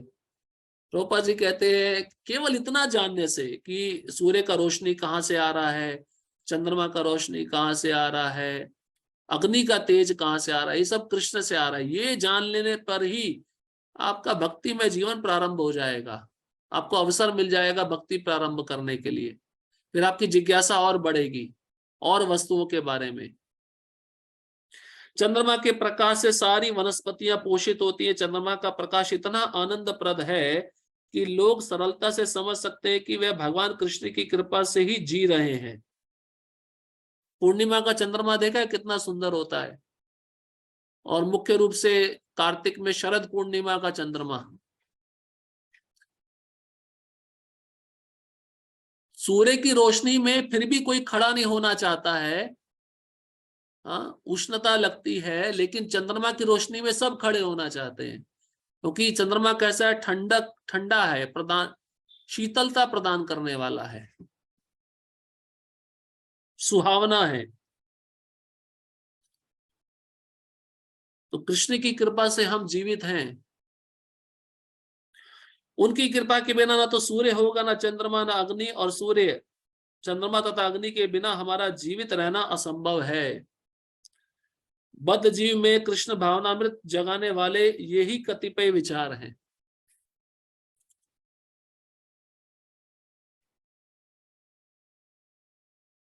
श्लोक क्रमांक 13। गामाविश्य च भूतानि धारयामः अहम ओजसा उष्णामि चौषधि सर्वा सोमो भूत्वा रसात्मका। देखिए भगवान अभी और स्पष्ट रूप से कहते हैं मैं कैसे पालन कर रहा हूं जीवों का। मैं प्रत्येक लोक में प्रवेश करता हूं। इसका मतलब कोई भी लोक, ऐसा कोई लोक नहीं है जिसमें भगवान प्रवेश ना किए हो। प्रत्येक लोक क्या, प्रत्येक अणु अणु में भगवान प्रवेश करते हैं। अंडांतरस्त परमाणु चयांतरस्तम। और मेरी शक्ति से सारे लोग अपनी कक्षा में स्थित रहते हैं। मैं चंद्रमा बनकर समस्त वनस्पतियों को जीवन रस प्रदान करता हूं। भगवान कहते हैं मेरी ही आज्ञा से, मेरी शक्ति से सारे नक्षत्र, सारे लोग अपनी कक्षा में स्थित रहते हैं, कोई इधर उधर हिलता डुलता नहीं है। इसका मतलब क्या है, डिसिप्लिन। हम कब डिसिप्लिन सीखेंगे? समय पे क्लास में आना, समय पे नहीं आते लेकिन क्लास से पहले तो जल्दी चले जाते हैं। हाँ, डिसिप्लिन तो किसी हमारे अंदर है ही नहीं। सीखना चाहिए, सूर्य से चंद्रमा से डिसिप्लिन सीखना चाहिए। जैसे एक शिष्य गुरु के मार्ग निर्देशन में रहकर गंभीर होकर अपने को कैसे रखता है, एकदम गंभीर रखता है, हर आज्ञा का पालन करता है, ऐसे भगवान कह रहे हैं चंद्रमा में जो चंद्रमा का तेज मुझी से आ रहा है, मैं ही वनस्पतियों में जीवन रस देता हूं और मेरी शक्ति से सारे लोग अपनी कक्षा में स्थित है, कोई इधर उधर नहीं जा रहा है। जिसको जो इंस्ट्रक्शन दिया है वो वैसा फॉलो कर रहा है, जिसको जैसा उपदेश दिया है वैसा वे पालन कर रहा है। अगर जरा से भी उन्होंने कक्षा बदली तो क्या होगा उन सब लोगों के साथ में, उन देवताओं के साथ में क्या होगा, दंड मिलेगा नहीं मिलेगा। इसलिए पहले भी बताया कि सब ये जीव भगवान की आज्ञा के अनुसार क्यों घूम रहे हैं, क्योंकि भगवान का भय है, डर है। इसलिए शिष्य के अंदर गुरु का डर होना चाहिए, बच्चों के अंदर माता पिता का डर होना चाहिए, प्रजा के अंदर राजा का डर होना चाहिए। लेकिन आजकल क्या है, बच्चे ही माता पिता को डर दिखाते हैं, शिष्य ही गुरु को डर दिखाते हैं। हाँ? तो श्लोक हमको डिसिप्लिन सिखाता है। तात्पर्य ऐसा ज्ञात है कि सारे लोग केवल भगवान की शक्ति से वायु में तैर रहे हैं। भगवान प्रत्येक अणु, प्रत्येक लोक तथा प्रत्येक जीव में प्रवेश करते हैं। ऐसा कौन सा स्थान है जहां प्रवेश नहीं करते भगवान, ये हमें विचार करना चाहिए। प्रभुपाद जी लिख रहे हैं प्रत्येक अणु, प्रत्येक लोक, प्रत्येक जीव में भगवान प्रवेश करते हैं। फिर बचा क्या है, तो कुछ बचा ही नहीं है। और भगवान की शक्ति से सारे लोग वायु में तैर रहे हैं। भाई सपोर्ट किसका है,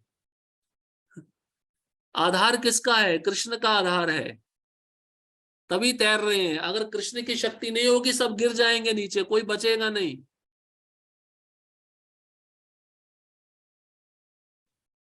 इसकी विवेचना ब्रह्म संहिता में की गई है। उसमें कहा गया परमेश्वर का एक अंश परमात्मा लोकों में, ब्रह्मांड में, जीव में तथा अणु तक में प्रवेश करता है। ये परमात्मा कौन, क्षीरोदकशाही विष्णु।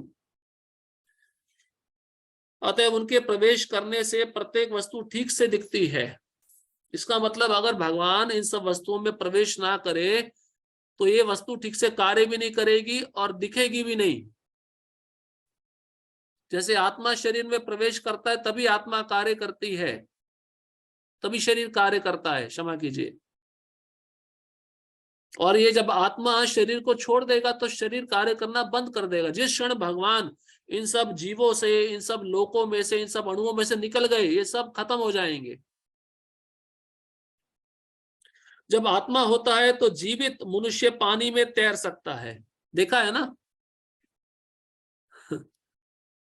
लेकिन जब जीवित स्फुल्लिंग इस देह से निकल जाता है और शरीर मृत हो जाता है तो शरीर डूब जाता है।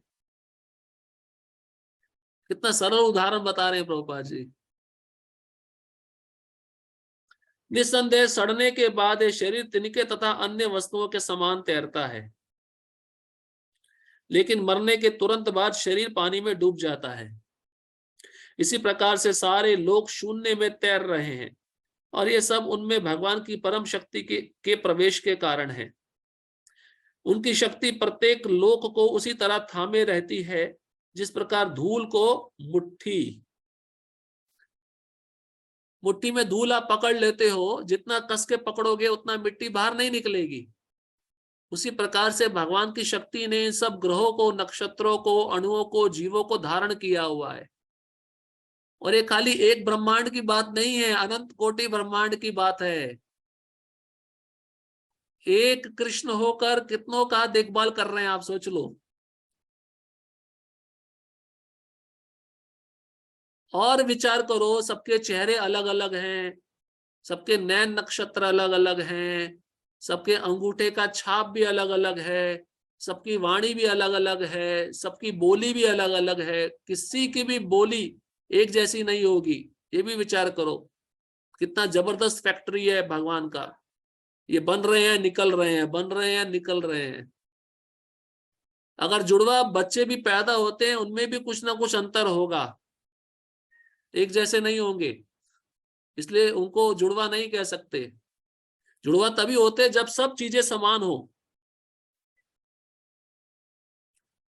तो भगवान की प्रकृति में विविधता है, और प्रकृति सोचती है, सोचती भी नहीं है, वो भगवान के आदेशानुसार झट से कार्य करती है बस। मुट्ठी में बंद रहने पर धूल के गिरने का भय नहीं रहता, लेकिन जो ही धूल को वायु में फेंक दिया जाता है वह नीचे गिर पड़ती है। आपको उपमा समझ में आई? और भगवान इस शक्ति को खींच लेंगे, गुरुत्वाकर्षण शक्ति, तो कोई भी जीवित नहीं रह पाएगा। जैसे मुट्ठी में धूल को कस के पकड़ कर रखते तो धूल नहीं गिरती, जैसे ही मुट्ठी खोल दो, इस धूल को हवा में उड़ा दो तो खत्म हो जाती है। इसी प्रकार ये सारे लोग जो वायु में तैर रहे हैं, वास्तव में भगवान के विराट रूप की मुट्ठी में बंधे हैं। आपको पता है जितना भी 14 भुवन है ब्रह्मांडों का, ये जो कमल निकला था ना भगवान गर्भोदकशाही विष्णु के नाभि से, वो कमल का जो डंठल है, डंठल, उस डंठल में सारे लोग हैं। हम कमल के डंडी में हैं सब लोग। और यहाँ पे बता रहे हैं कि जितने भी लोग वायु में तैर रहे हैं, ये विराट रूप की मुट्ठी में बंधे हुए हैं। विराट रूप की मुट्ठी कितनी बड़ी होगी आप सोचो। यहाँ पे एक लोक की बात नहीं हो रही है। भगवान ने अर्जुन को जो विराट रूप दिखाया, कितना बड़ा था, कितना विशाल था।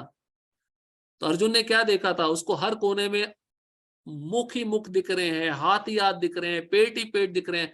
वो बोलता है कि मुझे ऐसा कोई जगह खाली ही नहीं दिख रहा है जहां पे आप ना हो। ये विराट रूप ये सब लोगों को अपनी मुट्ठी में धारण करते हैं। हमारी सत्ता क्या है बताने का तात्पर्य ये है, हम कुछ भी नहीं है। फिर हम क्या सोचते हैं?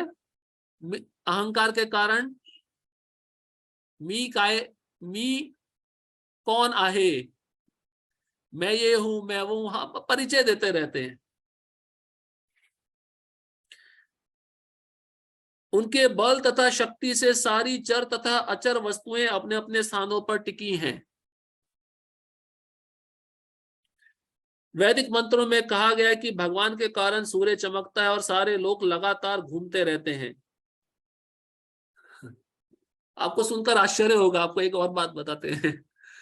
भागवतम के 5वें स्कंद पढ़ेंगे, उसमें भूमंडल का वर्णन आता है। भूमंडल,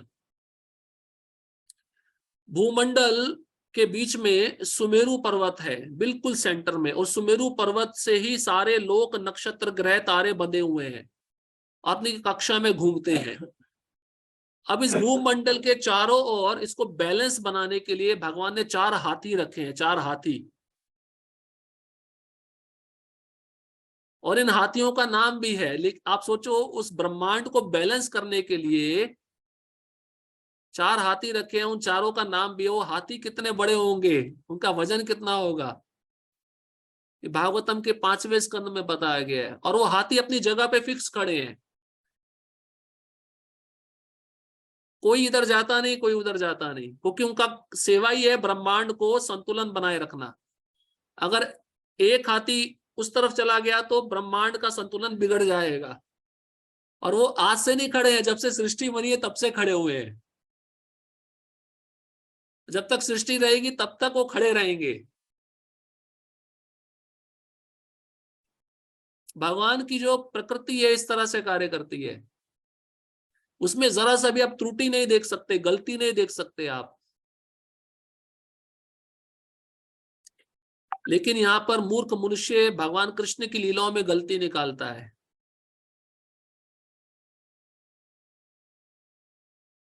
यदि यदि ऐसा उनके कारण ना हो तो सारे लोग वायु में धूल के समान बिखर कर नष्ट हो जाएं। इसी प्रकार से भगवान के ही कारण चंद्रमा समस्त वनस्पतियों का पोषण करता है। चंद्रमा के प्रभाव से सब्जियां सुस्वादु बनती हैं। आ गई बात।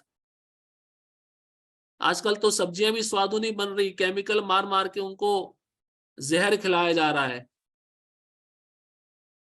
चंद्रमा के प्रकाश के बिना सब्जियां ना तो बढ़ सकती हैं और ना स्वादिष्ट हो सकती है। वास्तव में मानव समाज भगवान की कृपा से काम करता है, सुख से रहता है और भोजन का आनंद लेता है।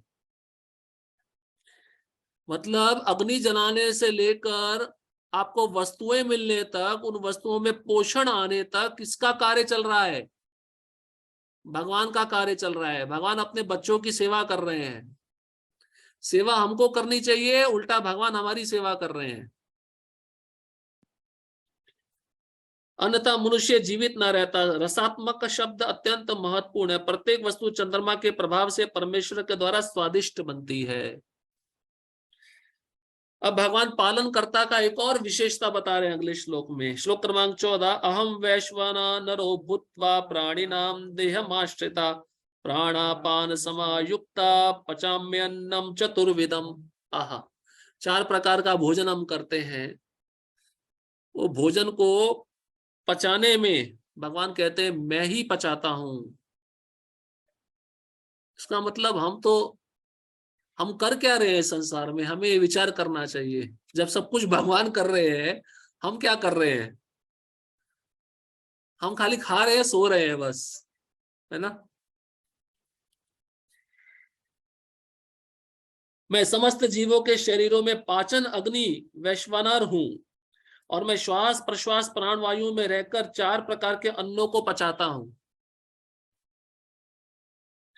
तात्पर्य, आयुर्वेद शास्त्र के अनुसार अमाशय पेट में अग्नि होती है जो वहां पहुंचे भोजन को पचाती है। जब ये अग्नि प्रज्वलित नहीं रहती तो भूख नहीं जगती, और जब ये अग्नि ठीक रहती है तो भूख लगती है। कभी कभी जब अग्नि मंद हो जाती है तो उपचार की आवश्यकता होती है। जो भी हो, यह अग्नि भगवान का प्रतिनिधि स्वरूप है। देखिए, हम बोलते हैं ना अग्नि मंद हो गई है, कुछ खाने की इच्छा नहीं हो रही, और अगर उस समय व्यक्ति कुछ खाता भी है तो पचता नहीं है। इसका मतलब कृष्ण नहीं चाहते कि आप खाओ, लेकिन फिर भी हम अवज्ञा करते हैं, आज्ञा का उल्लंघन करते हैं और दबा के खाते हैं, और परेशानी झेलनी पड़ती है। हर स्थिति में व्यक्ति बंधा हुआ है, कहने का मतलब यह है आप स्वतंत्र नहीं हो।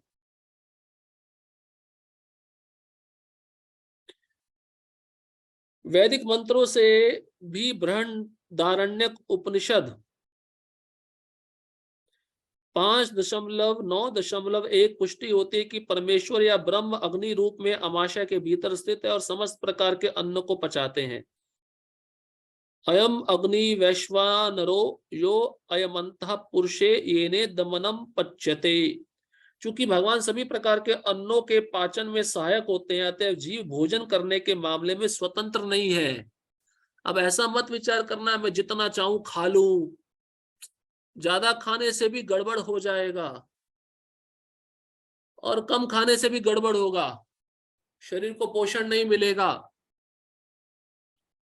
इसलिए जितना आवश्यक हो उतना ग्रहण करना चाहिए। चूंकि भगवान सभी प्रकार के अन्नों के पाचन में सहायक होते हैं, अतः जीव भोजन करने के मामले में स्वतंत्र नहीं है। जब तक परमेश्वर पाचन में उसकी सहायता नहीं करते तब तक खाने की कोई संभावना नहीं है। मतलब खाते समय भी हम स्वतंत्र नहीं है कि हम अपनी इच्छा से जो मर्जी चाहे कुछ भी खा सकते हैं। हम स्वतंत्र नहीं है, उस पर भी भगवान की कृपा होनी चाहिए।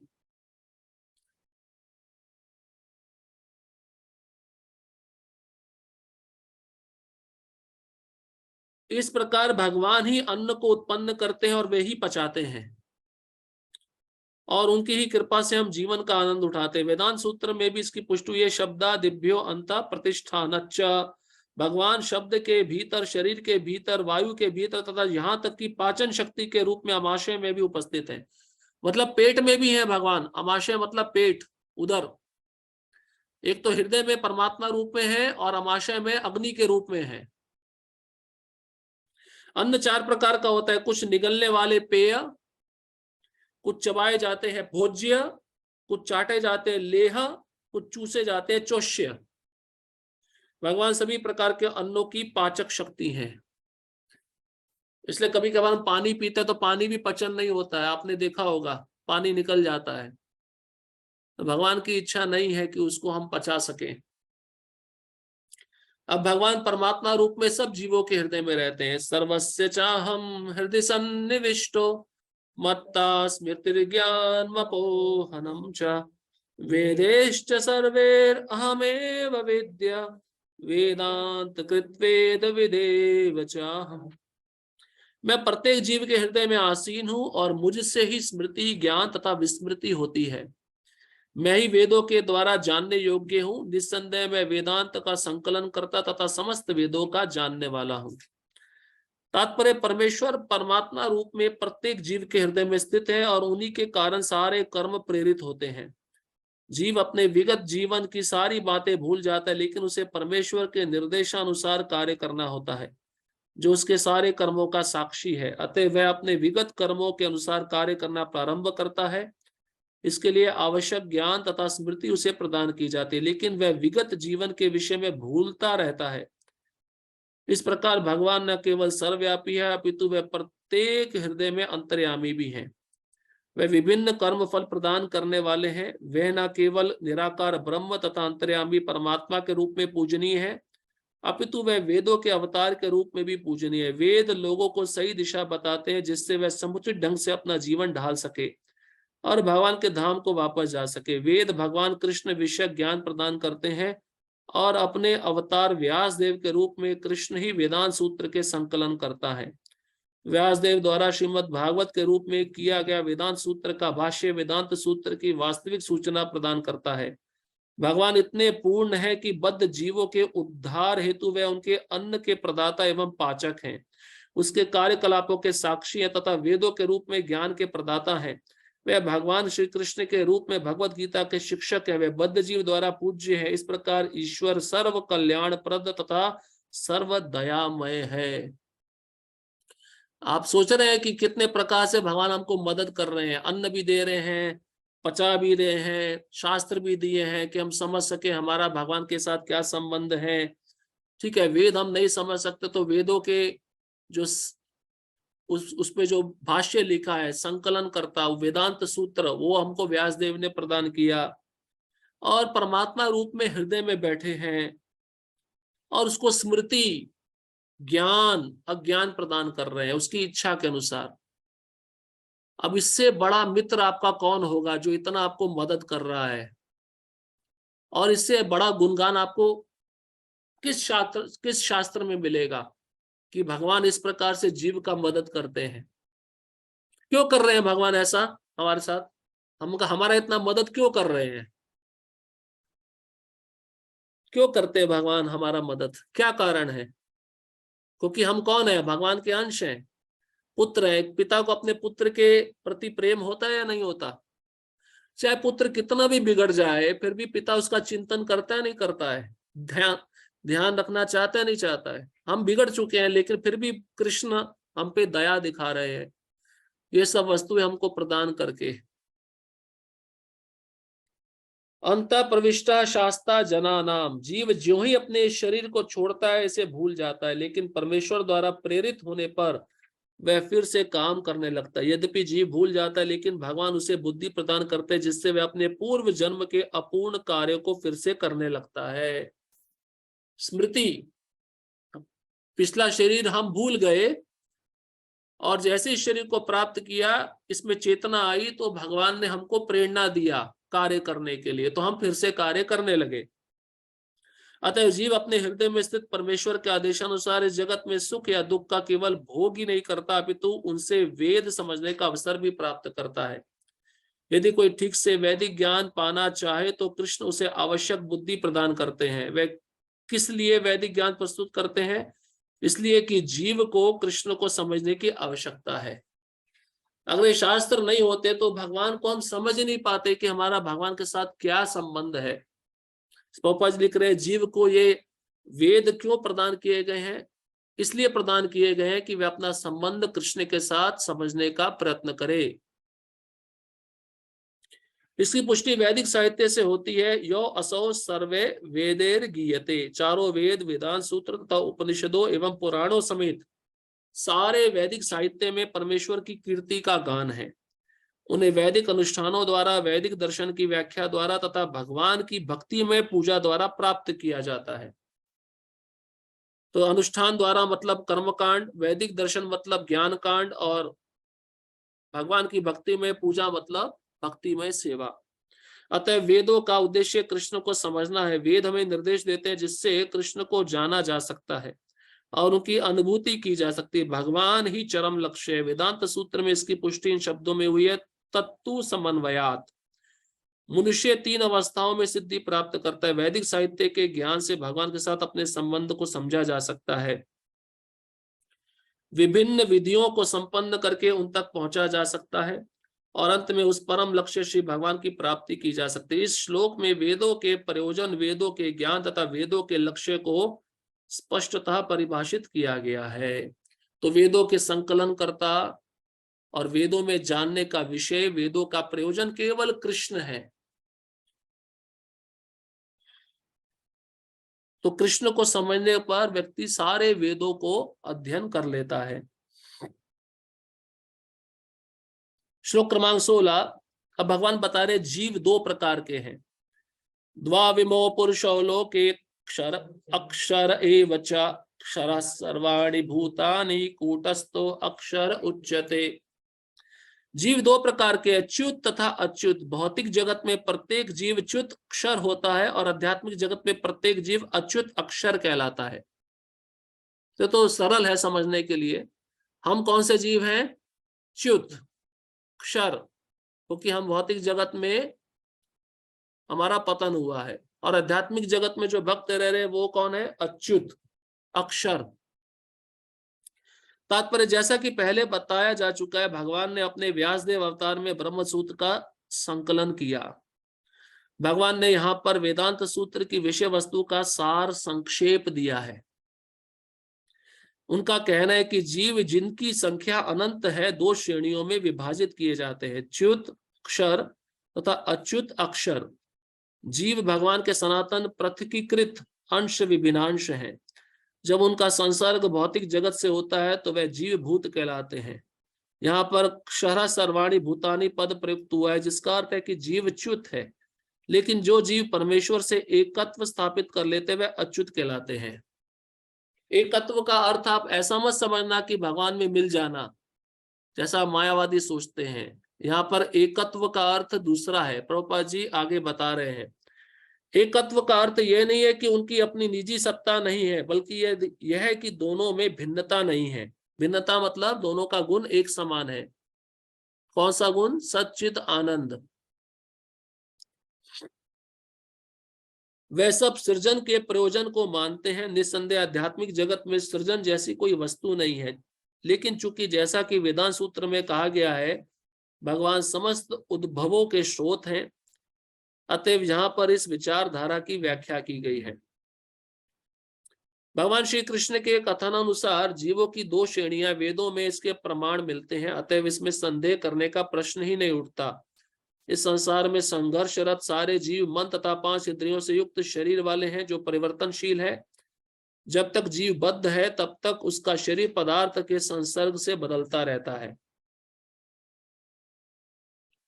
पदार्थ मतलब प्रकृति के 3 गुणों के संसर्ग में आकर ये बद्ध जीव शरीर निरंतर बदलता रहता है, लेकिन आध्यात्मिक शरीर जब इसको मिलता है तब उसका शरीर बदलना बंद हो जाता है।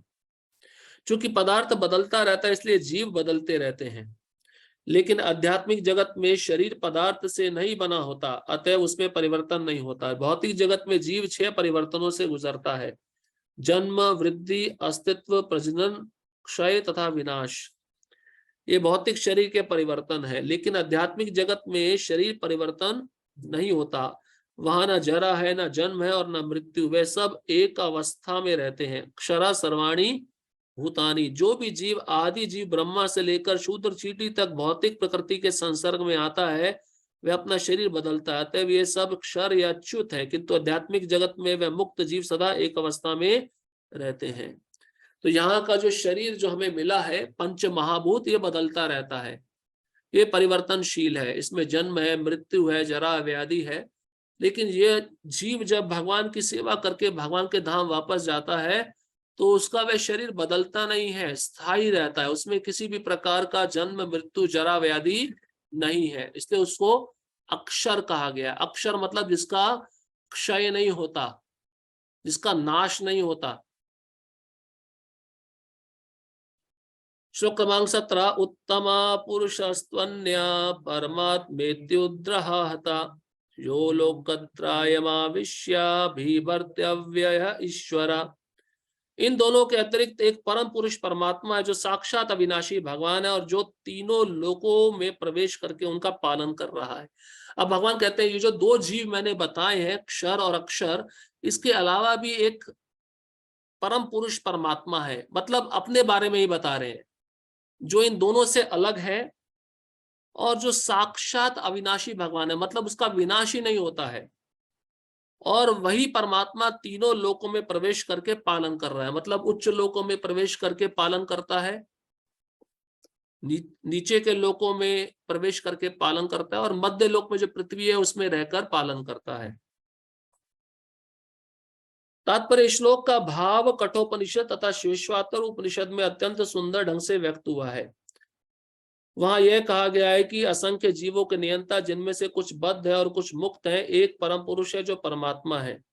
उपनिषद का श्लोक इस प्रकार है, नित्यो नित्यानाम चेतनश् चेतनानाम। सारांश है कि बद्ध तथा मुक्त दोनों प्रकार के जीवों में से एक परम पुरुष भगवान होता है जो उन सब का पालन करता है और उन्हें उनके कर्मों के अनुसार भोग की सुविधा प्रदान करता है। वह भगवान परमात्मा रूप में सबके हृदय में स्थित है। जो बुद्धिमान व्यक्ति उन्हें समझ सकता है वही पूर्ण शांति लाभ कर सकता है, अन्य कोई नहीं। श्लोक क्रमांक 18, यस्मात्क्षरमतीतो अहम क्षरादपि चोत्तमा अतोऽस्मि लोके वेदे च प्रतितः पुरुषोत्तमा। चूंकि मैं अक्षर तथा अक्षर दोनों के परे हूं और चूंकि मैं सर्वश्रेष्ठ हूं, अतएव मैं इस जगत में तथा वेदों में परम पुरुष के रूप में विख्यात हूं। तात्पर्य भगवान कृष्ण से बढ़कर कोई नहीं है। मत्तः परतरम नान्यत् किंचित् अस्ति धनंजय। भगवान ने पहले भी अर्जुन को कहा है, मेरे से बढ़कर भी कोई नहीं है, मेरे समकक्ष भी कोई नहीं है। भगवान पुनः प्रमाण दे रहे हैं अपना। वह कहते हैं, वेदों में मैं परम पुरुष के रूप में प्रसिद्ध हूं और मैं सर्वश्रेष्ठ हूं और दोनों जीवों के परे हूं। कौन से दो जीव? क्षर और अक्षर। अतः वह पुरुषोत्तम है। अब यह स्पष्ट हो चुका है कि जीव तथा भगवान व्यष्टि हैं, मतलब अलग अलग है, एक नहीं है। व्यष्टि मतलब अलग, इंडिविजुअल। अंतर इतना है कि जीव चाहे बद्ध अवस्था में रहे या मुक्त अवस्था में, वह शक्ति में भगवान की अकल्पनीय शक्तियों से बढ़कर नहीं हो सकता। अब जीव चाहे इस समय बद्ध अवस्था में है, भौतिक शरीर में है, भौतिक जगत में है, लेकिन वही जब मुक्त होकर भगवान के धाम चला जाता है तो मुक्त तो हो जाता है, लेकिन भगवान से बढ़कर नहीं है। यह सोचना गलत है कि भगवान तथा जीव समान स्तर पर है या सब प्रकार से एक समान है। इनके व्यक्तित्वों में सदैव श्रेष्ठता तथा निम्नता बनी रहती है। तो ये जो जीव है, जब ये भगवत धाम जाते हैं तो श्रेष्ठ बन जाते हैं, जब इस जगत में रहते हैं तो निम्न स्तर पे रहते हैं। इनमें परिवर्तन होता है, लेकिन भगवान के पद में, भगवान की स्थिति में परिवर्तन नहीं होता। उत्तम शब्द अत्यंत सार्थक है, भगवान से बढ़कर कोई नहीं है। लोके शब्द पौरुष आगम स्मृति शास्त्र में के लिए आया है, जैसा कि निरुक्ति कोश में पुष्टि की गई है। लोक कहते वेदार्थो अनेना, वेदों का प्रयोजन स्मृति शास्त्रों में विवेचित है। भगवान के अंतर्यामी परमात्मा स्वरूप का भी वेदों में वर्णन हुआ है। निम्नलिखित श्लोक वेदों में छांदोग्य उपनिषद आया है। तावदे संप्रसादो अस्मात् शरीरात् समुत्थाय परम ज्योति रूपम संपद्य स्वेन रूपेणा भी निष्पद्यते स उत्तमः पुरुषः। शरीर से निकलकर परम आत्मा का प्रवेश निराकार ब्रह्म ज्योति में होता है, तब वह अपने इस आध्यात्मिक स्वरूप में बने रहते हैं। मतलब योगियों के बारे में, ज्ञानियों के बारे में, जब वह शरीर छोड़ते हैं, ब्रह्म ज्योति में प्रवेश करते हैं, तब भी उनका अस्तित्व, उनका व्यक्तित्व बना रहता है, वे विलीन नहीं हो जाते। यह परम आत्मा ही परम पुरुष क्या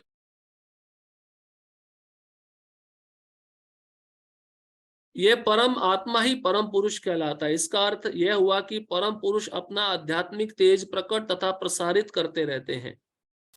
और यही चरम प्रकाश है, उस परम पुरुष का एक स्वरूप है अंतर्यामी परमात्मा। भगवान सत्यवती तथा पराशर के पुत्र रूप में अवतार ग्रहण कर व्यास देव के रूप में वैदिक ज्ञान की व्याख्या करते हैं। तो ये जो परमात्मा है मतलब भगवान है जो अविनाशी है, उन्हीं से ब्रह्म प्रकट होता है, मतलब ब्रह्म ज्योति, और उन्हीं से परमात्मा जो उनका स्वांश विस्तार है वह भी प्रकट होता है। श्लोक क्रमांक 19। अब देखिए भगवान इस श्लोक में क्या कहते हैं।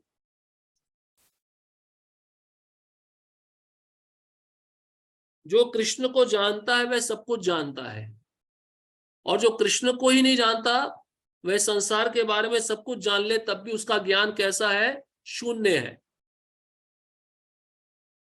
यो मामेव सम्मूढ़ो जानाति पुरुषोत्तमं सा सर्व विदज्जति माम सर्व भावेन भारत। जो कोई भी मुझे संशय रहित होकर पुरुषोत्तम भगवान के रूप में जानता है वह सब कुछ जानने वाला है। अतएव हे भरत पुत्र, वह व्यक्ति मेरी पूर्ण भक्ति में रत होता है। अब कृष्ण को भगवान मानेगा, समझेगा, तभी तो उनकी सेवा में लगेगा ना, तभी तो उनकी भक्ति में लगेगा। जो उनको भगवान ही नहीं मान रहा है तो वह भक्ति में कैसे लग सकता है। इसलिए भगवान के विषय में किसी प्रकार का संशय नहीं होना चाहिए। असमूढ़ा मतलब संशय रहित। तात्पर्य जीव तथा भगवान की स्वाभाविक स्थिति के विषय में अनेक दार्शनिक ऊहापोह करते हैं। इस श्लोक में भगवान स्पष्ट बताते कि जो भगवान कृष्ण को परम पुरुष के रूप में जानता है वह सारी वस्तुओं का ज्ञाता है। अपूर्ण ज्ञाता परम सत्य के विषय में केवल चिंतन करता जाता है, जबकि पूर्ण ज्ञाता समय का अपव्यय किए बिना सीधे कृष्ण भावनामृत में लग जाता है, अर्थात भगवान की भक्ति करने लगता है। तो अपूर्ण ज्ञाता कौन है? जो ज्ञानी है, योगी है, ये भगवान के विषय में चिंतन करते हैं। लेकिन पूर्ण ज्ञाता कौन है? वह भक्त है जो भगवान की भक्ति कर रहा है, सीधा कृष्ण भावनामृत को स्वीकार करके भगवान की सेवा कर रहा है। संपूर्ण भगवत गीता में पग पग पर इस तथ्य पर बल दिया गया। फिर भी भगवत गीता के ऐसे अनेक कट्टर भाष्यकार हैं जो परमेश्वर तथा जीव को एक ही मानते हैं। वैदिक ज्ञान श्रुति कहलाता है, जिसका अर्थ है श्रवण करके सीखना। श्रुति का अर्थ है सुनना और सुनकर सीखना या समझना। वास्तव में वैदिक सूचना कृष्ण तथा उनके प्रतिनिधियों जैसे अधिकारियों से ग्रहण करनी चाहिए। अब पुनः प्रभुपाद जी गुरु परंपरा का महत्व बता रहे हैं। कृष्ण के बारे में ज्ञान प्राप्त करना है तो कृष्ण से आने वाली 4 परंपराओं में आचार्यों का शरणागत होकर उनसे हमें वह ज्ञान ग्रहण करना चाहिए। यहाँ कृष्ण ने हर वस्तु का अंतर सुंदर ढंग से बताया था। इसी स्तोत्र से सुनना चाहिए, लेकिन केवल सूकरों की तरह सुनना पर्याप्त नहीं है। मनुष्य को चाहिए कि अधिकारियों से समझे। सूकरों मतलब सूरों की तरह सुनना पर्याप्त नहीं है। मतलब इन 4 परंपराओं को छोड़कर व्यक्ति किसी दूसरे अपसंप्रदाय में जाकर सुनता है तो सुअर के सुनने जैसा माना गया है। सुअर सुनकर क्या समझेगा? ऐसा नहीं कि केवल शुभ शुभ चिंतन ही करता रहे। मनुष्य को विनीत भाव से भगवत गीता से सुनना चाहिए कि सारे जीव सदैव भगवान के अधीन है। अधीन मतलब उनके वश में है। जैसे जो बैल होता ना, बैल को बैलगाड़ी चलाने वाला होता है, वो बैल के नाक में रस्सी डालता है और उसको खींचता है, वश में करता है ना। ऐसे ही भगवान ने हर एक जीव को वेदों के वाक्य से वश में किया हुआ है। कोई भी जीव स्वतंत्र नहीं है। जो भी हो, जो भी इसे समझ लेता है वही श्री कृष्ण के कथनानुसार वेदों के प्रयोजन को समझता है, अन्य कोई नहीं समझता। भजती शब्द अत्यंत सार्थक है। कई स्थानों पर भजती का संबंध भगवान की सेवा के अर्थ में व्यक्त हुआ है। तो भजती शब्द कहां से आया? भज धातु से। और भज भज का अर्थ है सेवा करना। भजती मतलब भगवान की सेवा करना। यदि कोई व्यक्ति पूर्ण कृष्ण भावनामृत में रत है, अर्थात भगवान की भक्ति करता है, तो यह समझना चाहिए कि उसने सारा वैदिक ज्ञान समझ लिया है। इसका मतलब आपने सब शास्त्र पढ़ लिए। आप सब भक्तों ने, आपको और कुछ करने की आवश्यकता नहीं है। आपने सारे उपनिषद, वेद, शास्त्र सब पढ़ लिया आपने। क्यों? क्योंकि आप सब क्या कर रहे हो? भक्ति कर रहे हो, सेवा कर रहे हो। वैष्णव परंपरा में यह कहा जाता है कि यदि कोई कृष्ण भक्ति में लगा रहता है तो उसे भगवान को जानने के लिए किसी अन्य आध्यात्मिक विधि की आवश्यकता नहीं रहती। भगवान की भक्ति करने के कारण वह पहले से लक्ष्य तक पहुंचा रहता है। वह ज्ञान की समस्त प्रारंभिक विधियों को पार कर चुका होता है। लेकिन यदि कोई लाखों जन्मों तक चिंतन करने पर भी इस लक्ष्य पर नहीं पहुंच पाता कि श्री कृष्ण ही भगवान है और उनकी ही शरण ग्रहण करनी चाहिए, तो उसका अनेक जन्मों का चिंतन व्यर्थ जाता है। लाखों लाखों जन्म लेकर भी अगर कृष्ण को नहीं समझ पाए, चिंतन करते रहे लेकिन ये समझ नहीं पाए कि भगवान कौन है या उनका शरणागति नहीं लिया, तो उसका ये चिंतन भी व्यर्थ है। इसका मतलब खाली चिंतन नहीं, हमें अपने शरीर से भगवान की सेवा करनी होगी। सेवा से ही भगवान हमको अपना ज्ञान प्रदान करेंगे, अपना स्वरूप प्रकाशित करेंगे। श्लोक क्रमांक 20, इति गुह्यतमं शास्त्रम् इदं मुक्तं मया नघ एतद्बुद्धत्वा बुद्धि मानस्यात् कृतकृत्यश्च भारत। हे अनग, ये वैदिक शास्त्रों का सर्वाधिक गुप्त अंश है जिसे मैंने अब प्रकट किया है। जो कोई इसे समझता है वह बुद्धिमान हो जाएगा और उसके प्रयास पूर्ण होंगे। तो देखो, इस अध्याय में ही भगवान ने सारांश दे दिया। अंतिम श्लोक में कहते ये जो मैंने बताया है ना, बहुत कॉन्फिडेंशियल नॉलेज है, गुप्त अंश है, और वैदिक शास्त्रों में सब नहीं बताया गया। अब मैंने अर्जुन तुम्हारे सामने इसको प्रकट किया है, और जो कोई इसको समझ लेता है वो बुद्धिमान हो जाएगा, उसके प्रयास पूर्ण होंगे, वह मुझ तक पहुंच ही जाएगा। तात्पर्य भगवान ने यहाँ स्पष्ट किया है कि यही सारे शास्त्रों का सार है, और भगवान ने इसे जिस रूप में कहा है उसे उसी रूप में समझा जाना चाहिए। इस तरह मनुष्य बुद्धिमान तथा दिव्य ज्ञान से पूर्ण हो जाएगा। दूसरे शब्दों में, भगवान के इस दर्शन को समझने तथा उनकी दिव्य सेवा में प्रवृत्त होने से प्रत्येक व्यक्ति प्रकृति के गुणों के समस्त कलमश से मुक्त हो सकता है। गुणातीत गुण को कैसे लांघा जा सकता है? भगवान कृष्ण को शरणागत होकर उनकी सेवा करके। भक्ति आध्यात्मिक ज्ञान की एक विधि है। जहां भी भक्ति होती है वहां भौतिक कलमश नहीं रहता। भगवत भक्ति तथा स्वयं भगवान एक है, क्योंकि दोनों आध्यात्मिक हैं। भक्ति परमेश्वर की अंतरंगा शक्ति के भीतर होती है। भगवान सूर्य के समान है और अज्ञान अंधकार है। जहां सूर्य विद्यमान है वहां अंधकार का प्रश्न ही नहीं उठता। अतएव जब भी प्रामाणिक गुरु के मार्गदर्शन के अंतर्गत भक्ति की जाती है तो अज्ञान का प्रश्न ही नहीं उठता। तो गुरु के मार्ग निर्देशन में की हुई भक्ति मतलब अज्ञान से हमको मुक्त करती है। सूर्य मतलब कृष्ण, अज्ञान मतलब अंधकार। तो जहां कृष्ण है, जहां सूर्य है, वहां पे प्रकाश ही प्रकाश है। वहां पे माया रूपी अंधकार या माया रूपी अज्ञान प्रवेश नहीं कर सकता। इसलिए हम मंगलाचरण में क्या कहते हैं? ओम अज्ञान तिमिरंधस्य ज्ञानांजन शलाकया। इसका अर्थ क्या है? कि मेरे गुरु महाराज ने मुझे दिव्य चक्षु प्रदान किए हैं जिससे मैं कृष्ण को समझ सकूं, कृष्ण को जान सकूं और अपने अज्ञान को दूर कर सकूं। प्रत्येक व्यक्ति को चाहिए कि इस कृष्ण भावनामृत को ग्रहण करे और बुद्धिमान तथा शुद्ध बनने के लिए भक्ति करे। जब तक कोई कृष्ण को इस प्रकार नहीं समझता और भक्ति में प्रवृत्त नहीं होता, तब तक सामान्य मनुष्य की दृष्टि में कोई कितना बुद्धिमान क्यों ना हो, वह पूर्णतया बुद्धिमान नहीं है। इसका मतलब आप कितनी भी बड़ी बड़ी डिग्रियां ले लो, कितना भी भौतिक पढ़ाई कर लो, डॉक्टर लोग 15-15 साल पढ़कर क्लिनिक खोलते हैं और लोगों से लाखों रुपया कमाते हैं।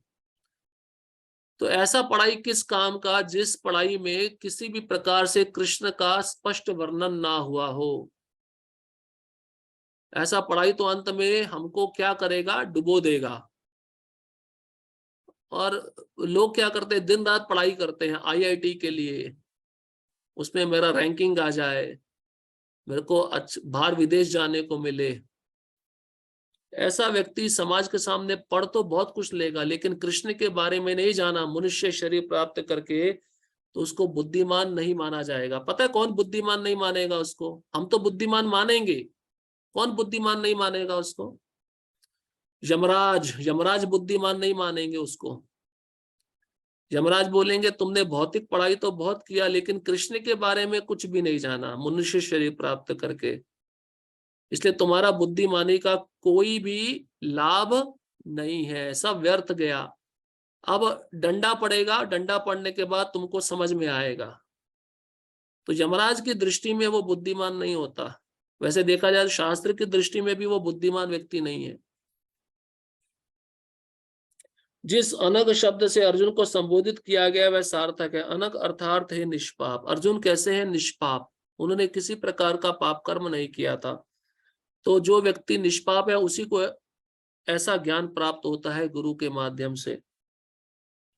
अनग अर्थात है निष्पाप का अर्थ है कि जब तक मनुष्य समस्त पाप कर्मों से मुक्त नहीं हो जाता तब तक कृष्ण को समझ पाना कठिन है। इसका मतलब हम भाग्यशाली हैं, प्रभुपाद की कृपा से हम भी निष्पाप हैं, लेकिन हमें प्रयत्न करना चाहिए कि हमसे आगे पाप ना हो। उसे समस्त कलमश समस्त पाप कर्मों से मुक्त होना होता है, तभी वह समझ सकता है। लेकिन भक्ति इतनी शुद्ध तथा शक्तिमान होती है कि एक बार भक्ति में प्रवृत्त होने पर मनुष्य स्वतः निष्पाप हो जाता है। जैसे मृगारी था, भक्ति में आने से पहले कितना पापी था, लेकिन जैसे ही भक्त बन गया निष्पाप, एक चींटी को भी मारना नहीं चाहता है। अब सोचो, भक्ति ऐसी है कि उस कठोर रूपी हृदय को पिघला देती है। शुद्ध भक्तों की संगति में रहकर पूर्ण कृष्ण भावनामृत में भक्ति करते हुए कुछ बातों को बिल्कुल ही दूर कर देना चाहिए। सबसे महत्वपूर्ण बात है जिस पर विजय पानी है वह हृदय की दुर्बलता। हृदय की दुर्बलता मतलब तमोगुण के कारण हम सोचते हैं मैं कार्य नहीं कर पाऊंगा, या मेरे अंदर शक्ति नहीं है, मेरे अंदर क्षमता नहीं है। इसको कहते हैं हृदय दौर्बल्यम। तो हृदय में दुर्बलता नहीं होनी चाहिए, जिससे व्यक्ति जो भी सेवा मिली है भगवान की वो अच्छे से कर सके और उत्साह पूर्वक कर सके। तो प्रभुपाद जी कह रहे हैं ध्यान रखना चाहिए कुछ बातों को भक्ति में, भक्ति करते हुए, वह हृदय की दुर्बलता। पहला पतन प्रकृति पर प्रभुत्व जताने की इच्छा के कारण होता है। इस तरह मनुष्य भगवान की दिव्य प्रेमा भक्ति को त्याग देता है। दूसरी हृदय की दुर्बलता है, जब कोई अधिकाधिक प्रभुत्व जताने की इच्छा करता है तो वह भौतिक पदार्थ के स्वामित्व के प्रति आसक्त हो जाता है। इस संसार की सारी समस्या इन्हीं हृदय की दुर्बलताओं के कारण है। संसार की प्रत्येक वस्तु पर अपना स्वामित्व भाव जगाना, और स्वामित्व भाव जगाते जगाते जब उस वस्तु के प्रति आसक्ति हो जाती है, इसको कहते हैं हृदय की दुर्बलता। तो इस प्रकार से इन सब अनर्थों से हमें मुक्त होना चाहिए, तभी हम प्रेमा भक्ति प्राप्त कर सकते हैं भगवान की।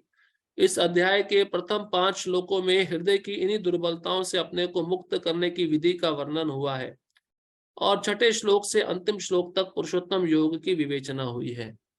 तो भक्ति योग की विधि जो हृदय की दुर्बलताओं को दूर कर सकती है, अनर्थों को दूर कर सकती है, वह भक्तों के संग में आकर गुरु के मार्ग निर्देशन में रहकर ही हो सकती है, जिसके द्वारा व्यक्ति अपने को मुक्त करके भगवत धाम में प्रवेश कर सकता है।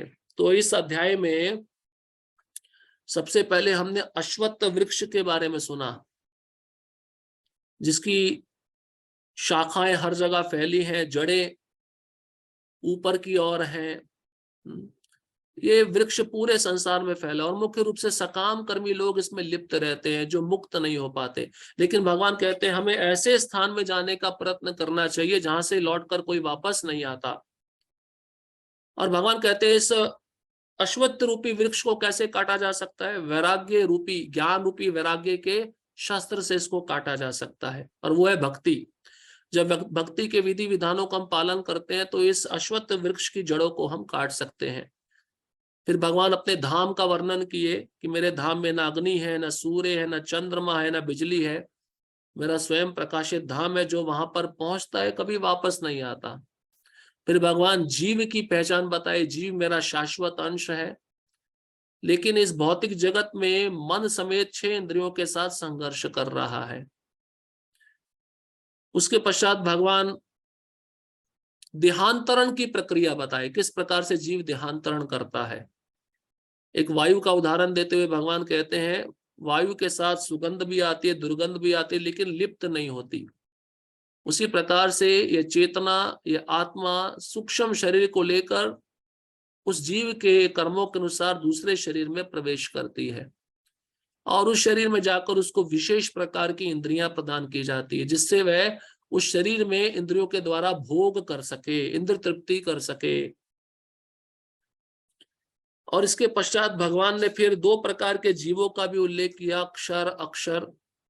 क्षर मतलब च्युत, अक्षर मतलब अच्युत। लेकिन भगवान कहते हैं मैं अविनाशी परमात्मा इन 2 प्रकार के जीवों से परे हूं और सब जगह रहकर पालन करता हूं। भगवान पालन करता कैसे है? वनस्पतियों में रहते हैं, चंद्रमा की रोशनी के द्वारा, सूर्य के द्वारा प्रकाश देते हैं, बिजली का तेज भी वही है, और हमारे उदर में जो अग्नि है, पाचन अग्नि है, वह भी भगवान ही है जो हमारे अन्नों को पचा रहे हैं। इस तरह से भगवान पालन करता भी है। और अंत में भगवान कहते हैं जो ये सब बातों को जानता है वो सबसे श्रेष्ठ ज्ञानी है, वह सब कुछ जानता है क्योंकि उसने मेरे बारे में जान लिया है। और जो इसको नहीं जानता वह संसार का भौतिक ज्ञान लेकर भी बुद्धिमान नहीं बनता, और उसको पुनः पुनः जन्म मृत्यु के चक्र में पड़ना होता है। तो इस प्रकार से श्रीमद् भगवद गीता के 15वें अध्याय का पुरुषोत्तम योग भक्ति वेदांत तात्पर्य पूर्ण हुआ।